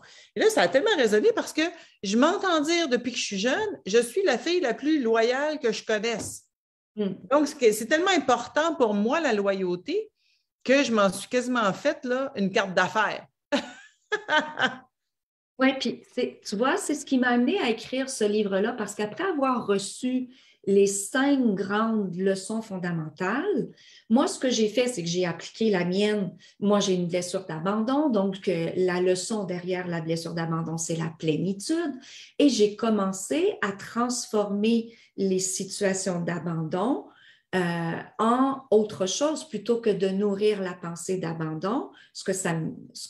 L'enseignement que j'avais reçu, c'était de dire, bien, quand une situation fait remonter la blessure, l'idée, c'est de ne pas nourrir la pensée de blessure, mais plutôt de devenir créateur et là, de commencer à nourrir la pensée de plénitude. Comment est-ce que je peux aller chercher mes ressources, me relier à moi pour vivre et traverser cette expérience-là d'une autre façon que ce que j'avais l'habitude de vivre. Est-ce que tu peux l'expliquer juste un petit peu plus? Alors, ce serait quoi aller découvrir la plénitude dans ton cas? Oui, mais tu vois, dans l'atelier que je donne qui s'appelle Des clés pour comprendre son incarnation, j'explique, je donne un exemple, puis c'est un exemple vécu où je me retrouve un jour à la fête des mères, première fête des mères que je n'ai pas mes enfants. Blessure d'abandon qui s'active, pauvre de moi, sniff, sniff, je vais être tout seul, la fête des mères. Et là, je me regarde aller, je me dis, mais voyons Sylvie, c'est la fête des mères. C'est pas supposé d'être triste, c'est pas supposé d'être roulé en petite boule toute la journée pour pleurer, c'est supposé d'être joyeuse. Donc, comment est-ce que tu vas faire pour rendre ça agréable? Et là, je m'en vais méditer. Et dans la méditation, spontanément, ce qui monte, c'est un souvenir. Quand mes enfants étaient petits, j'étais à la maison avec eux, donc j'avais choisi de me retirer du travail à temps partiel et je passais beaucoup de temps à la maison avec mes enfants. Et à cette époque, honnêtement, la fête des mères, je serais partie sur une île déserte, toute seule, pour avoir une journée relaxe, juste pas de bruit, pas d'enfants, pas de cris, pas rien, puis dire, oh, je vais juste relaxer. Mais évidemment, comme j'avais une blessure d'abandon, je n'ai jamais exprimé mon besoin et donc, je suis toujours restée avec mes enfants. Et ça m'est remonté dans la méditation. Puis là, je me suis dit, mais wow, cette année, mes enfants ne sont pas là. J'ai le champ libre pour me faire ma fête des mères, île déserte, comme j'ai envie depuis si longtemps. Donc, je me prévois tout un programme et là, je suis en joie. Ça, c'est le samedi. La fête des mères, c'est le lendemain. À 18 heures, ma fille arrive de travailler puis elle dit, tu sais quoi, maman? Demain, finalement, je suis en congé. Et là, moi, je me vois déconfire, OK? Je fais, ah non, ma journée de fête des mères, oh non, là, je viens de la perdre, là. Puis je me vois aller là-dedans. Puis là, je fais, mais non, attends un peu, Sylvie, là, toi, tu t'es fait un programme, c'est ça que tu voulais. Donc, là, j'ai regardé ma fille, puis je lui ai dit, écoute, moi, j'ai un programme de prévu. Si tu as envie de venir le vivre avec moi, tu es là bienvenue, puis ça me ferait super plaisir, mais je te préviens, c'est une journée pour moi. Ça ne sera pas une journée où les enfants prennent priorité, ça va être une journée où là, maman prend la priorité. Ma fille est venue finalement, puis on a passé une super belle journée. Mais je raconte toujours cet exemple-là pour comprendre le mécanisme de la blessure, puis ce qu'on peut faire de la leçon. Le mécanisme, c'est qu'on tombe dans la blessure. Donc, je suis tombée une première fois quand j'ai pris conscience que mes enfants ne seraient pas là et j'ai retombé quand ma fille m'a dit qu'elle allait être là. J'étais en train de m'abandonner. C'est ça. C'est l'expression qui dit on ne peut pas plaire à tout le monde et à sa mère. Là. C'est ça qui s'est passé. C'est lose-lose situation. Voilà. Perdant, perdant.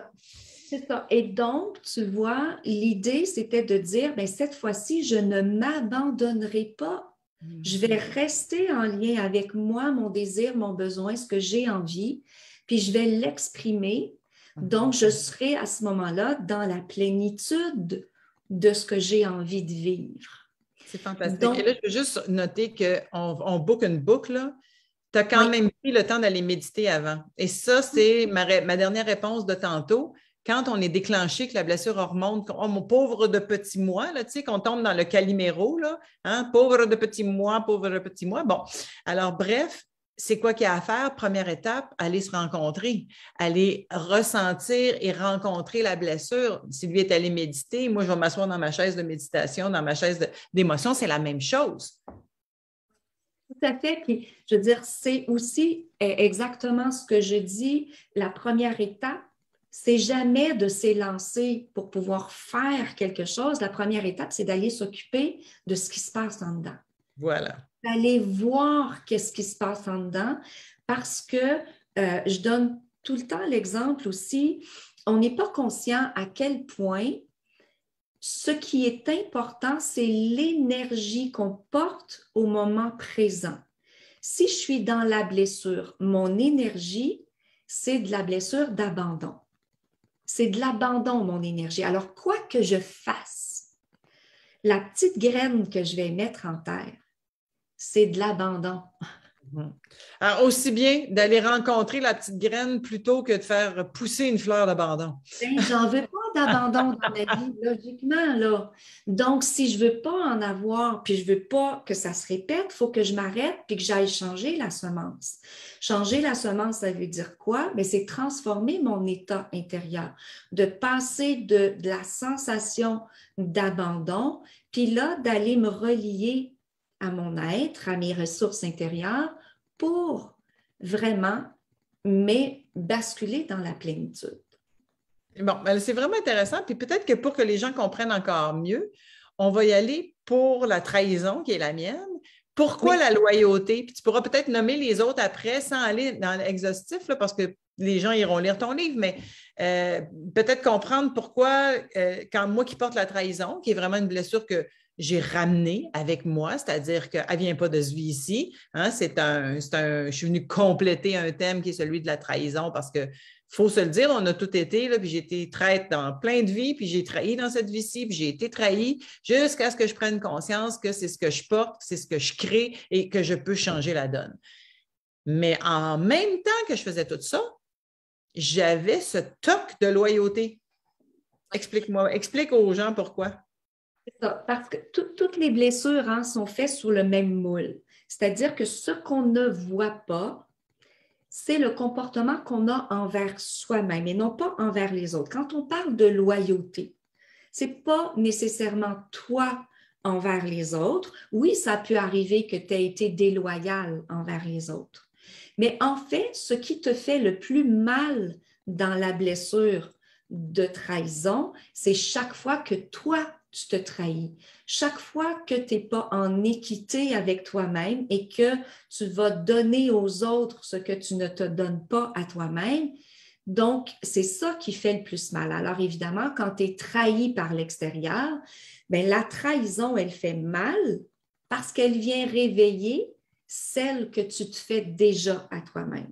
Donc ce manque de loyauté envers moi. Envers toi-même, c'est ça. Et l'idée de chacune des blessures, qu'on parle de rejet, d'injustice, d'abandon, de trahison, d'humiliation, c'est toujours un comportement qu'on a envers soi et qu'on ne voit pas parce qu'il est dans l'inconscient. On est arrivé avec ce modèle d'agissement envers soi, j'oserais dire ce modèle de pensée envers soi, et on le répète. Et on le répète jusqu'à ce qu'il soit conscientisé. Donc, la beauté de connaître les leçons et les blessures, c'est justement parce que ça nous permet d'aller comprendre ce qu'on se fait à soi. Donc, toi, tu te trahis. quelque part, il y a une inéquité dans le regard que tu as envers toi-même versus le regard que tu as envers les autres, ce que tu peux te donner versus ce que tu vas donner aux autres. Donc, l'idée, c'est d'arriver à rééquilibrer ça. Toi, ta leçon, c'est de devenir aussi loyal envers toi que tu peux être loyal envers les autres, d'avoir un équilibre là-dedans. Donc, toutes les blessures fonctionnent de la même façon. Derrière la blessure de rejet, la grande leçon, c'est l'amour de soi. Et ça veut dire qu'on manque d'amour envers soi-même. Derrière la blessure d'humiliation, la grande leçon, c'est l'estime de soi. Donc, ça veut dire que quelque part, le regard qu'on a sur nous, sur nos habiletés, n'est pas en adéquation. On n'est pas à la hauteur, on ne mérite pas d'exister. C'est ça, on va avoir tendance à se traiter toujours inférieurement par rapport au regard qu'on va donner aux autres. On met les autres sur un piédestal par rapport à soi. La blessure d'injustice, donc la grande leçon derrière, c'est la tolérance parce qu'on va avoir une exigence envers les autres qui est beaucoup plus souple que celle qu'on va avoir envers soi. On a une rigueur envers nous-mêmes qui est dans la rigidité extrême. Donc, on a à apprendre à s'assouplir quand on a une blessure d'injustice. Alors, il reste l'humiliation. L'humiliation, oui, merci, j'oubliais celle-là. Ce qu'on vient changer, c'est, j'en ai parlé, c'est la leçon derrière l'humiliation, c'est l'estime de soi. Excuse, alors c'est le rejet d'abord, excuse. Il y a le rejet, c'est l'amour de soi. L'abandon, c'est la plénitude. La trahison, c'est la loyauté. C'est l'estime de soi. La trahison, c'est la loyauté. Et l'injustice, c'est la tolérance. OK, oui, ça tout fait, excuse-moi. Oui. Non, c'est parce que c'est la blessure d'abandon que je n'avais pas dit. Là, vous voyez, c'est quoi qui me dérange présentement derrière moi? Vous voyez le petit canin blanc, là? Non, mais c'est ça, c'est parce qu'elle a décidé qu'elle se levait, là. Non, ça l'intéresse, les blessures, elle veut comprendre. Elle dit là, tu es en train de m'abandonner, là. C'est ça. Alors, mais c'est tellement intéressant, là, puis c'est ça que je veux dire à ton public, là. Si vous ne l'avez pas lu, allez lire ça parce que c'est tellement un beau complément aux 5 blessures qui empêchent d'être soi de Lise Bourbeau, qui, soit dit en passant, Lise Bourbeau a repris des travaux d'un psychiatre américain. Alors, c'est quelque chose qui est connu, les grandes blessures. Ça a été bien démocratisé par Lise Bourbeau, puis Sylvie l'amène à un autre niveau qui, moi, je trouve, puis c'est comme ça que je le présente quand je parle de toi, c'est comme si tu l'amenais au niveau spirituel. C'est comme si, qu'est-ce que notre âme veut que notre... En fait, l'âme est parfaite, là, mais qu'est-ce que notre personnage vient travailler pour être encore plus aligné avec l'âme? Et ça, c'est un chemin qui est super intéressant, puis c'est ça qui fait que, tu sais, quand on veut réaliser sa mission de vie ou son mandat de vie, OK? J'ai trouvé mes talents, mes capacités uniques, je sais qui je suis, mais est-ce que je suis consciente justement de ce petit mécanisme-là qui est la blessure qui fait que je vais être limitée, que je vais parfois tourner en rond, que je ne vais pas oser aller dans cette direction-là. Donc, c'est l'information que ça va nous amener à comprendre sur nous-mêmes, à comprendre aussi toutes les interactions. Pourquoi il y a des choses qui se répètent dans notre vie? Pourquoi on retombe tout le temps dans les mêmes mécanismes ou dans les mêmes scénarios? Qu'on a l'impression qu'on a travaillé, par exemple, tel aspect, puis qu'on a réglé un problème, mais oups, on va retomber encore dans le mécanisme. Mais moi, je dis toujours, en fait, ce n'est pas parce qu'on n'a pas réglé ce qu'il y avait à régler. C'est parce qu'on a autre chose à aller découvrir sur soi. Il y a encore un petit bout de limitation qu'on n'avait pas vu au moment où on a travaillé ça dans le passé. Et là, ça nous amène à aller plus loin. Je fais tout le temps la comparaison dans les ateliers de dire, vous savez, pour moi, cette exploration de la blessure, de la leçon, c'est un peu comme quand on est à l'école, on commence à la petite école avec du français. Mais quand on arrive au secondaire, on ne nous dit pas « je te redonne du français parce que tu n'as pas compris le français du primaire ». On nous dit « je t'en redonne encore parce qu'on va aller plus loin, tu vas devenir meilleur dans la maîtrise du français ». Et c'est exactement la même chose. La vie nous amène des situations pour qu'on devienne de plus en plus conscient de soi et de plus en plus à l'affût de qui on est. Donc, c'est pas parce qu'on n'a pas compris. Ça, moi, je trouve ça très culpabilisant, hein, de dire ouais, si ça revient, c'est parce que je n'ai pas compris. C'est plutôt, mais qu'est-ce que je vais aller comprendre d'autres? Oui, c'est ça. Comment est-ce que je vais monter une marche dans la conscience de moi, puis dans la capacité de déployer mes ailes? Je suis en train de libérer quelque chose. Moi, j'aime ça maintenant. Tu sais, avant, quand la blessure d'abandon arrivait, je trouvais pas ça rigolo. Puis maintenant, je me dis, bon, qu'est-ce que je vais découvrir sur moi? Qu'est-ce que je vais apprendre que j'ai pas vu encore? Fait que comme ça, on peut t'abandonner tant qu'on veut, là, ça va t'aider à continuer à explorer, c'est Tout à ça? fait. Puis, ben oui, puis la beauté de ça, puis je le dis, j'ai l'air d'être désinvolte dans tout ça, mais la beauté de savoir sa leçon. Moi, je dis toujours, notre âme, elle n'est pas masochiste. On n'est pas venu sur la terre pour vivre de la blessure. Non. On est venu pour vivre la leçon. Donc, dès que la blessure s'active, moi, là, je me dis, OK, mon âme, ce qu'elle veut là-dedans, c'est de la plénitude. Comment est-ce que je peux faire pour être dans la plénitude? Comment est-ce que je peux m'occuper de moi? Comment est-ce que je peux prendre du temps pour me relier et vivre cette situation-là dans la plénitude? Et ça change tout.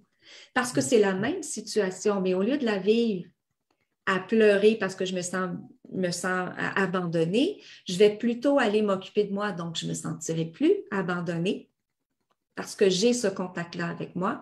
Et là, je vais trouver des ressources parce que je ne m'abandonne pas. Je vais trouver des ressources et finalement, l'expérience va se révéler être un cadeau extraordinaire.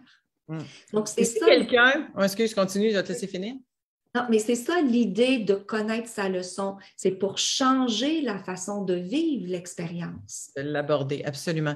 Et ben, effectivement, si on comprend, par exemple, qu'on ne peut que se trahir soi-même, se rejeter soi-même, s'abandonner soi-même, parce qu'effectivement, c'est la vérité, quand on a shifté et qu'on s'est élevé en conscience, eh bien, ça ramène à aller regarder qu'est-ce qu'on a à comprendre là-dedans. Donc, dans mon cas, par exemple, ça serait de me dire où est-ce que je me suis manqué de loyauté, où est-ce que je me suis trahi moi-même. Bon, ça, c'est fantastique, mais pour quelqu'un qui nous écoute, puis qui n'a aucune idée c'est quoi sa blessure, qui a même peut-être déjà lu les 5 blessures, puis qui ne s'est toujours pas identifié à quelque chose, ce serait quoi la première étape, ou en tout cas, quand on se sent déclenché dans une émotion, là. Il y a une émotion qui monte, là, qui c'est vif, là.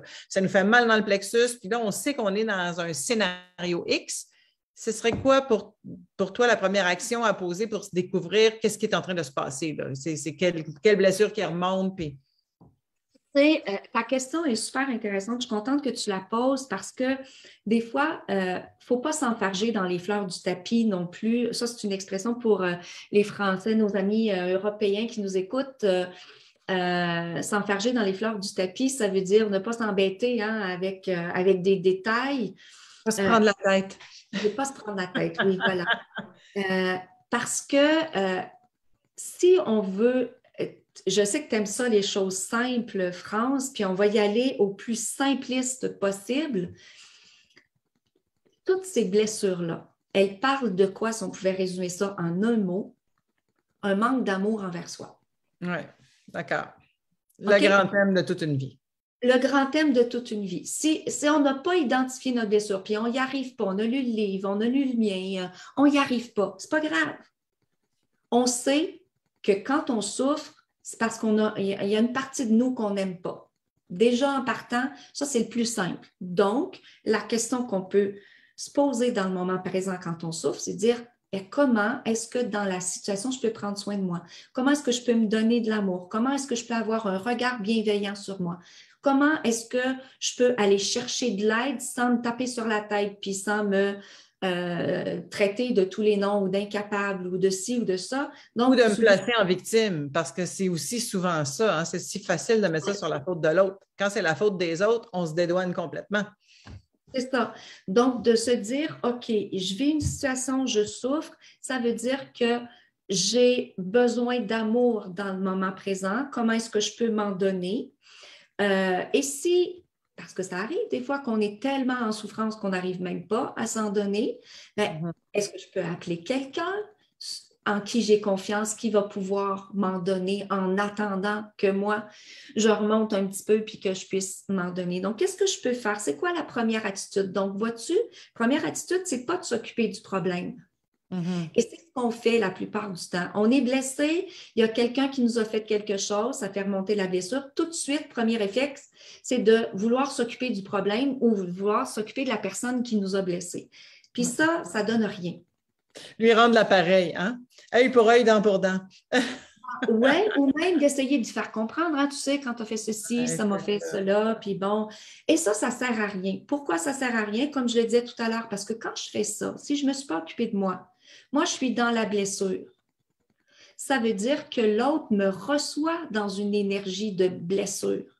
Ça va juste donc amplifier la blessure, ça va continuer de nourrir la blessure. Alors, si je ne veux pas amplifier ça, il faut que je change quelque chose à l'intérieur de moi. Puis, ce qu'on a à changer, ben, c'est la leçon qui va nous donner l'orientation. Puis, si on ne la connaît pas, la leçon, ben, on sait qu'en se donnant de l'amour, on va être sur la bonne voie. Paix, amour, joie, c'est notre essence. Donc, si on s'aligne sur l'une de ces énergies-là, quand on ne va pas bien, eh bien, on est dans la bonne direction. Et très souvent, c'est important de le dire, là, se donner de l'amour dans un cas comme celui-là, c'est de se donner le temps justement d'aller ressentir ce qu'il y a à l'intérieur, d'aller ressentir l'émotion, ce que les humains ne font pas. Ils veulent s'en débarrasser. Mais la première étape, c'est d'aller ressentir. Et j'ai un ami qui dit souvent, tu sais, le fax, là, ou dans ce temps-là, c'était le fax, là, mais le texto pour que l'univers comprenne que tu l'as ressenti, là, c'était à peu près 30 secondes. Alors, aller vraiment ressentir l'émotion, puis par la suite, dire, OK, j'ai cette émotion-là, qu'est-ce qu'elle veut me dire de moi? Qu'est-ce qu'elle veut me dire de où est-ce que je me suis reniée moi-même? Fait que si on termine ça avec ça, d'ailleurs, parce que ça va être ma dernière question, là, on loupe et on revient au tout début. Finalement, Sylvie Ouellette, c'est quoi notre mission de vie? Notre mission de vie, hein, c'est d'être dans la paix, l'amour, la joie. D'essayer de cultiver ça le plus souvent, le plus longtemps possible par jour. On n'est pas venu ici se faire suer, on est venu ici se déployer et de garder ça à l'esprit parce que je trouve, moi, c'est quelque chose qu'on perd en grandissant. L'enfant, là, il ne se pose pas de questions, il est joyeux, il est dans le moment présent, il vit ce qu'il a à vivre, il a à vivre l'émotion. Il vit après ça, il change d'état, puis il revient dans ses baskets. Hein. Mais nous, en vieillissant, on se prend au sérieux. Puis là, ça nous fait déraper complètement du chemin parce que là, c'est grave. Hein? On met un élément de gravité sur tout ce qui est en train d'arriver. Puis on a tellement peur de la gravité. Puis j'ai envie de dire, à la limite, c'est la peur de la mort, hein? C'est peur de mourir, cette peur de gravité-là, qu'on s'empêche carrément de vivre. Donc, l'idée, c'est de se rappeler, puis ça, vous pouvez vous coller des petits mémos, des petits post-it partout, la joie, l'amour, la paix, c'est ça qui est important. Restons focalisés là-dessus. C'est ça notre mission de vie. Il y a une conférence sur la mission de vie que je donne, puis je termine toujours en disant, on pourrait rater tout ce qu'on entreprend dans la vie. Et ne pas rater sa mission de vie. Mais si on la rate dans la joie, on a réussi notre mission de vie. Mais inversement, je pourrais réussir tout ce que j'entreprends. Mais si je le réussis dans la frustration, la colère, la haine, ben, j'ai raté ma mission de vie. Donc, ce n'est pas le résultat qui est important. Ce qu'on est venu vraiment expérimenter, c'est un état. Est-ce que j'arrive premièrement à être présent, à être dans la joie, à voir se déployer le moment présent? C'est si bien dit, là. Et c'est la mode de ce temps-là de mettre des citations de Steve Jobs là, depuis quelques années. Là. Puis c'est tout le temps ça qui revient. Alors, Steve Jobs, c'est un bel exemple de quelqu'un qui a peut-être raté sa mission de vie en ayant beaucoup, beaucoup, beaucoup de succès. Oui, c'est ça. Et c'est ce qu'il disait à la fin de sa vie. Oui, c'est ça. Puis, je veux dire, c'est nourrir la paix, l'amour, la joie, c'est le meilleur moyen de ne pas avoir de regrets quand on sera rendu en fin de parcours. Ouais. Donc, eh bien, merci beaucoup. Écoute, merci à toi pour tes questions. C'était super intéressant. Parlant de questions, Les réponses étaient très intéressantes aussi. merci. Parlant de questions, Laetitia a une question pour toi. Elle demande, peut-on appartenir à 2 catégories, par exemple, artiste et guérisseur? Absolument. Merci de poser la question parce que c'est ce qu'on voit aussi là, dans l'atelier plus en profondeur. En fait, on porte un petit peu de tout pour on a une prédominance. C'est exactement comme les blessures. Hein? Moi, je porte la trahison, mais je les ai toutes les autres aussi, mais c'est pas les prédominantes. Fait que j'ai, mettons, la trahison, l'abandon juste ici, l'injustice, un petit peu d'humiliation, un petit peu de rejet. Là, je les ai toutes, OK? Mais c'est la même chose pour les grandes familles d'âmes, c'est-à-dire les grands talents ou les grands dons. On les a tous, on porte un peu de tout. Alors, moi, je suis une enseignante, mais je suis aussi beaucoup guérisseuse, un peu artiste et une petite affaire bâtisseur. Mais j'en ai besoin d'une petite affaire de bâtisseur pour pouvoir avoir l'entreprise que j'ai présentement. Alors, ça, c'est nécessaire. Donc, oui, il y a des catégories qui vont très bien ensemble. Et surtout, les guérisseurs artistes, ça va très souvent ensemble parce qu'un artiste, forcément, apporte de la guérison quand il nous place face à la beauté du monde. Il apporte de la guérison. Moi, je suis une enseignante, mais quand j'enseigne, j'apporte de la guérison par mes paroles. Puis c'est pour ça que je voulais être médecin, mais que j'ai changé d'idée. Il y avait une guérisseuse en moi qui avait besoin de reconnaissance, qui s'est trouvé un autre chemin pour apporter de la guérison. Alors oui, on les a les 4. Mais il y en a une qui est un petit peu plus prédominante puis qui va venir avec une sous-catégorie. Et il y a des sous-catégories qui peuvent s'interchanger d'ailleurs, ce qui fait que là, ça devient un petit peu plus de gymnastique là, pour se reconnaître là-dedans. Mais si déjà vous avez vibré à une des 4 grandes familles, ben il y a quelque chose qui se passe, puis après ça, c'est d'aller voir quelle couleur vous allez y mettre.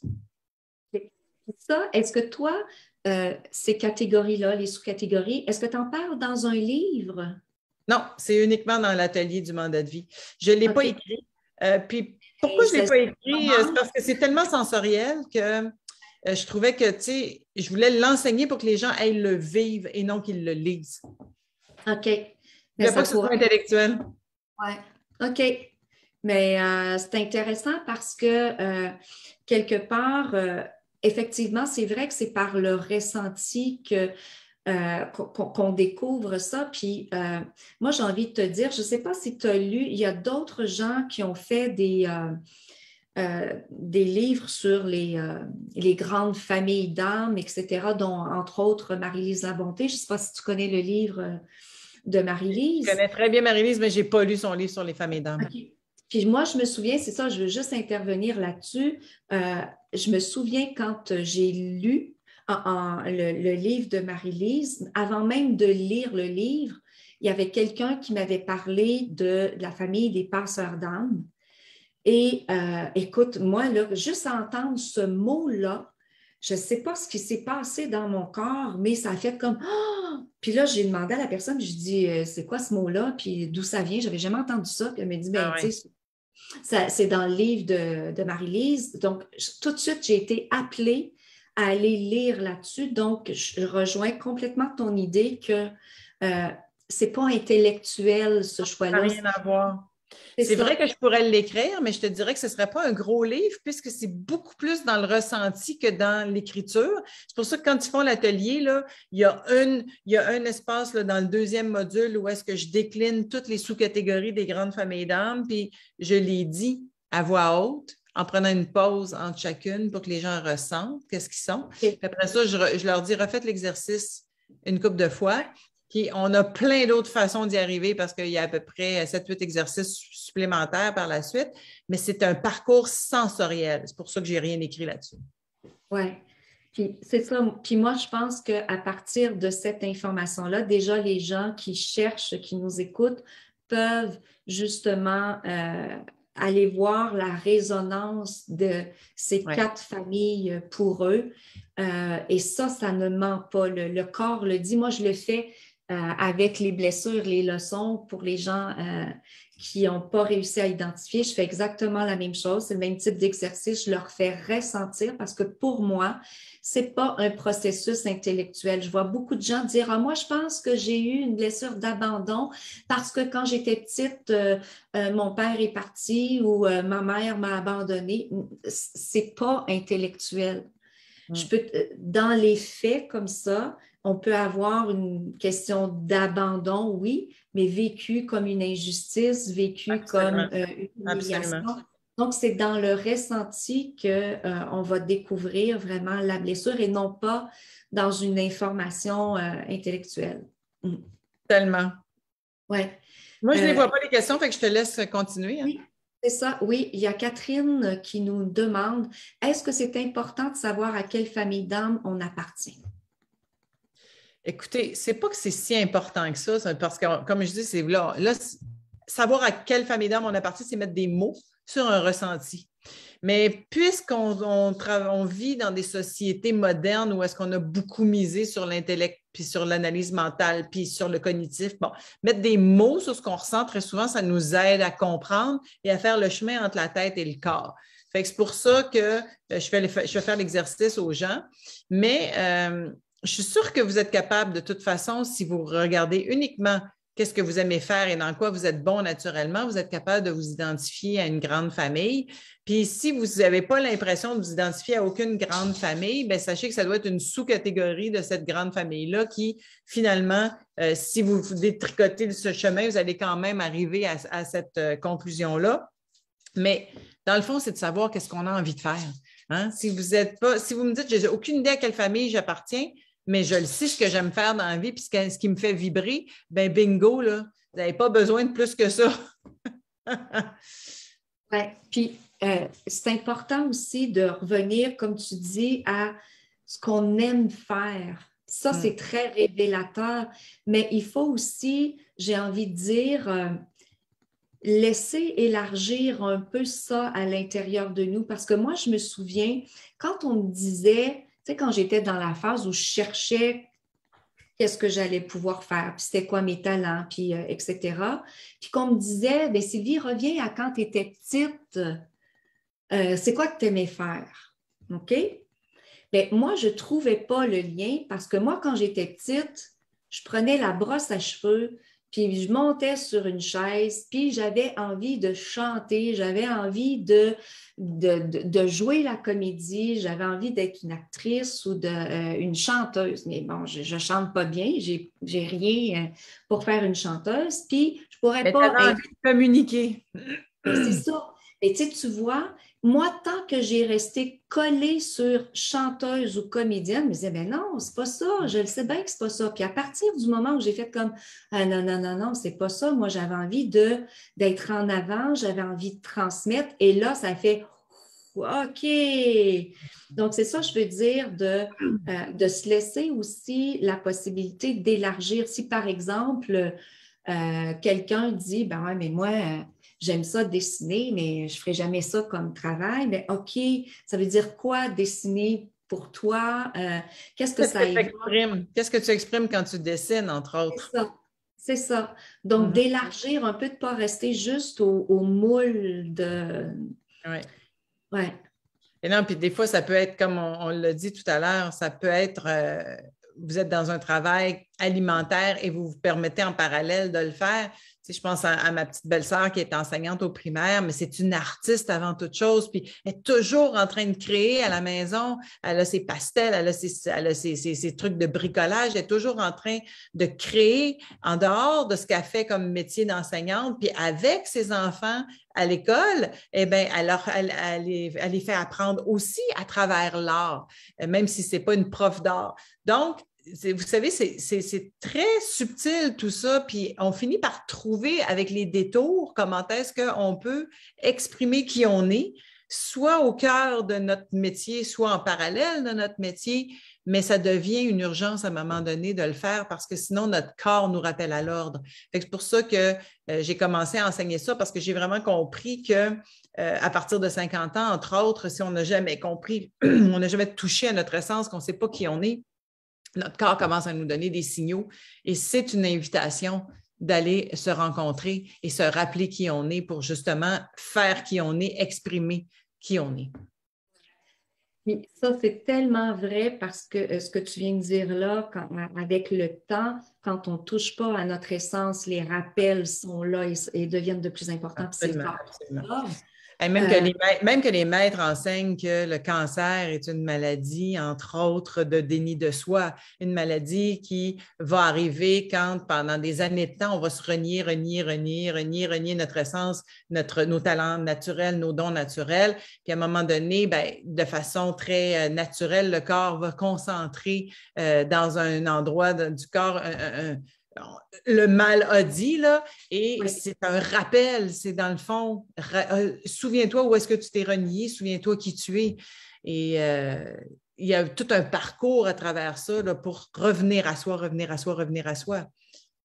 Oui, puis, tu sais, quelque part, si toi, par exemple, tu avais à utiliser l'écriture inspiré pour dire ben, j'aimerais ça trouver ma voie, tu partirais de quelle question? Ce serait parce que des fois, on est devant la feuille puis on ne sait pas trop quelle question poser, comment la poser, est-ce que c'est la bonne question, est-ce que c'est trop ciblé, pas assez ciblé? Tu donnerais quoi comme conseil? Des fois, la question, c'est est-ce qu'il y a juste une direction? C'est quoi la direction à prendre pour commencer à trouver le chemin? Puis des fois, là, la réponse, ça va être commence par t'asseoir les fesses sur une chaise. Je reviens à mon étape numéro 1, se déposer pour aller ressentir les élans qu'on porte. Puis par la suite, il y a plein de façons de le faire, notamment quand tu disais qu'est-ce que tu aimais faire quand tu étais jeune. J'en ai un exercice que je fais faire aux gens dans le mandat de vie, justement, qui les ramène à des périodes charnières de leur vie, de se rappeler ce qu'ils aimaient faire dans ces périodes-là et qu'est-ce qui les faisait vraiment vibrer.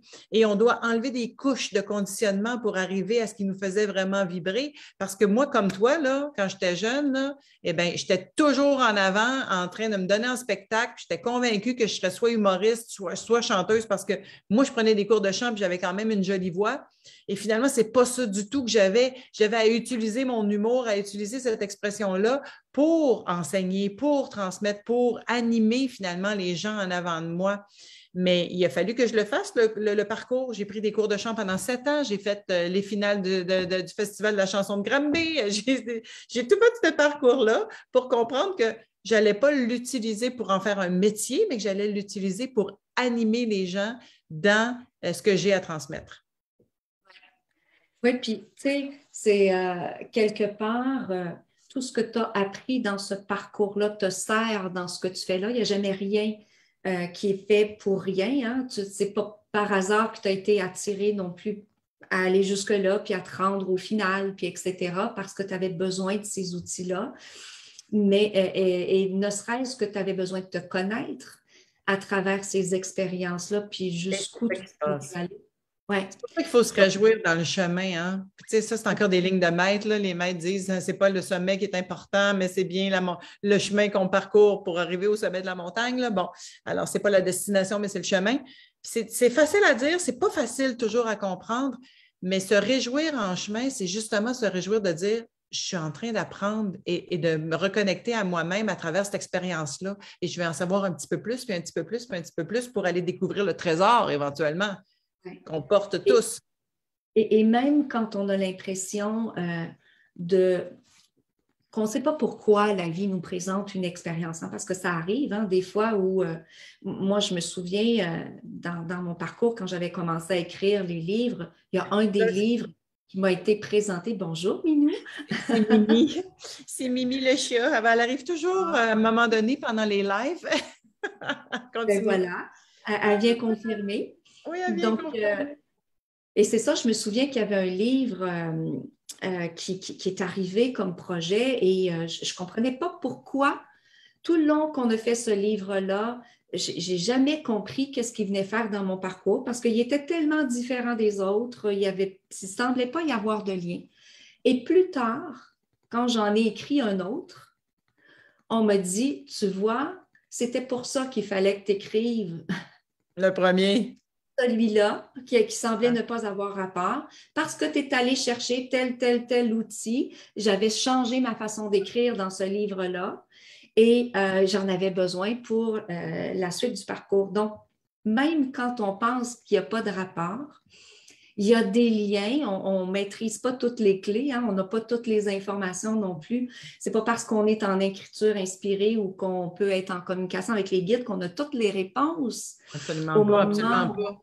c'est ça, au Pour moment revenir où à ta question, là, quelle question poser en écriture inspirée? Moi, souvent, je vais demander la direction parce que je le sais que la finalité n'est pas prête. Et souvent, on va me le dire, tu sais, t'es pas rendu là, les co-créateurs ne sont pas prêts à se présenter. Et là, si je m'obstine puis que je décide que ça ne me convient pas puis que je sors mon tarot pour dire, ouais, mais là, dis-moi là, au tarot, là, ça va être quoi la direction? Puis je vais sortir le fou sans arrêt parce que le tarot va se mettre à rire de moi. Alors, vous savez, des fois, c'est juste pas le moment de créer ce qu'il y a à créer, mais que ça va venir plus tard. C'est pour ça que je pose la question, quelle direction ou quelle direction prendre ou quelle est la première action à poser pour avancer vers mon objectif? Parce que sinon, c'est comme aller trop vite, c'est sauter les étapes pour vouloir tout de suite avoir le résultat. Oui. Puis, tu sais, ça, c'est pour ça que je te posais cette question-là, parce que moi, il y a beaucoup de gens qui me disent ouais, mais je l'ai demandé, puis je n'ai pas de réponse, j'attends les synchronicités, j'attends les signes, puis je n'ai pas de réponse. Mais parfois, c'est parce que ce n'est pas la bonne question. Il faut être capable de déposer la question, puis de dire bien, peut-être que si je demandais c'est quoi la prochaine étape, ou c'est quoi ma direction, comme tu le demandes, et peut-être que là, je vais avoir plus de réponses que de m'entêter à avoir une réponse qui est peut-être juste pas mûre. Ça ne veut pas dire qu'on n'aura pas de réponse. Ça veut dire que là, dans le puzzle, ce n'est pas la bonne pièce qui va là. Et ça, c'est quelque chose que j'ai compris dans le parcours qui est quand même intéressant et important, puis je vais le dire à ta gang là, présentement. Là, à un moment donné aussi, c'est le temps d'arrêter de demander puis de le faire. Hein, on n'est plus dans une ère de revendication, on est dans une ère d'action. Alors, au lieu de demander à vos guides ou aux maîtres ou à Dieu qu'est-ce que je dois faire, bien, demandez donc à Dieu, aux guides et aux maîtres, merci de m'accompagner pour que je trouve ma direction ou que je prenne la bonne voie ou que je trouve la première action à poser. Fait que moi, je commence toujours par un merci. Fait que merci d'être là, merci de m'accompagner. Quelle direction est-ce que je peux prendre? C'est pas montrez-moi, c'est s'il vous plaît, on peut-tu le faire en équipe? Alors, accompagnez-moi à ce que je la trouve, ma direction. Oui. Tu vois, il y a une petite phrase dans un livre d'Eckhart Tolle qui m'avait vraiment interpellée où il dit je suis, imaginons, je fais ceci, même si je ne sais pas comment. Ah ouais, Donc, bien ça, c'est la fameuse ligne du point zéro, là, hein? oui, C'est de c'est ramener ça. ça au point zéro. Donc, c'est de la PNL. Je m'engage dans un chemin, puis même si je ne sais pas comment, ça me ramène au point zéro de toute la puissance de ma création. De ma création, c'est ça. Puis je ne mets aucune limite, c'est-à-dire que je ne sais pas comment je vais faire ça d'aucune façon, mais je m'en vais là.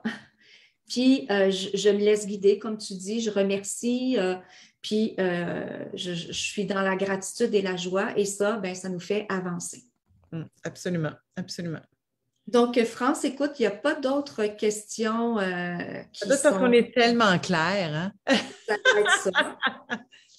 Eh bien, moi, j'ai envie de te dire un immense merci, France. J'invite les gens à aller voir ton programme d'écriture inspirée, d'aller voir tes livres. D'ailleurs, il y a quelqu'un dans un commentaire qui disait qu'il a acheté ton livre justement cette semaine. Donc, j'invite les gens à te lire. Tu parles du défi ou tu parles parce qu'il y a ça ici qui sort au Québec, là? On sort au Québec la semaine prochaine, la semaine du 21. 20-21 octobre, la version québécoise, puis on forme un groupe là, pour ceux qui veulent le faire ensemble. Là, il y a un premier groupe de Québécois qui va commencer le 30, samedi le 30, parce que le concept du défi des 100 jours, c'est que c'est une transformation de l'intérieur sur 100 jours. Puis celui-là, c'est parce que c'est une collection, celui-là, c'est en utilisant l'écriture inspirée. Fait qu'il y a des gens qui vont commencer à partir du 30. Oui. On peut commencer n'importe quel samedi. Il n'y a personne qui est en retard, mais si vous avez envie d'embarquer dans la cohorte de Québécois, là, parce que les Européens ont commencé déjà, ceux qui le faisaient en groupe, on commence le 30 octobre. Et c'est une excellente façon d'initier quelque chose, d'apprendre à entrer en relation avec soi, d'apprendre à aller chercher ses réponses. Moi, je te dis bravo d'avoir fait ce livre-là avec Lilou. Vraiment, c'est un super outil. Je connais la collection de livres de Lilou. Elle en a sorti plusieurs. Moi, j'avais participé à celui sur la mission de vie. Donc, c'est une excellente formule pour vraiment mettre quelque chose en place. Alors, moi, je vous invite à vous inscrire au groupe de France, au groupe de Lilou, peu importe, mais de suivre Je te dirais que ce n'est pas une inscription comme telle. Il faut se procurer le défi et le faire. Il y en a qui le font tout seul, il y en a qui décident de partir en même temps que les autres simplement pour se sentir soutenus. Puis si vous voulez apprendre la technique, bien là, vous pouvez soit lire le guide ou faire un atelier avec moi avant et sentir plus en confiance. Mais sachez que pendant le défi, de toute façon, sur 100 jours, là, il y a suffisamment d'exercices pour devenir assez habile avec tout ça. Alors, ben, un beau 100 jours d'écriture inspirée avec le groupe, avec les gens. Merci infiniment, France, de ta générosité, de tes belles réponses, puis de tout ce que tu nous proposes pour nous aider sur notre chemin de mission de vie. C'est très, très apprécié. Merci infiniment, Sylvie. Puis bonjour à tous les gens qui étaient au rendez-vous parce que vous avez compris que mission, mandat, c'est très connexe, puis c'est des choses qui se font en parallèle. On est assis pour se rencontrer, se reconnaître, se guérir en même temps pour se reconnaître encore un petit peu plus, puis tomber dans notre essence et faire ce qu'on a à faire. Fait que merci beaucoup de cette belle complémentarité, Sylvie. Ça fut un immense bonheur, comme toujours, quand on se retrouve. C'est toujours bien, bien agréable. Merci, France. Au plaisir, tout le monde. Je vous souhaite une belle fin de journée. Si vous avez aimé l'activité, je vous invite à la partager à vos amis. Revenez sur le groupe, il y aura d'autres activités durant la semaine, dont la pensée de la semaine qui sera diffusée tout bientôt. Alors, je vous souhaite une belle fin de journée à tous et puis prenez bien soin de vous. Bye bye.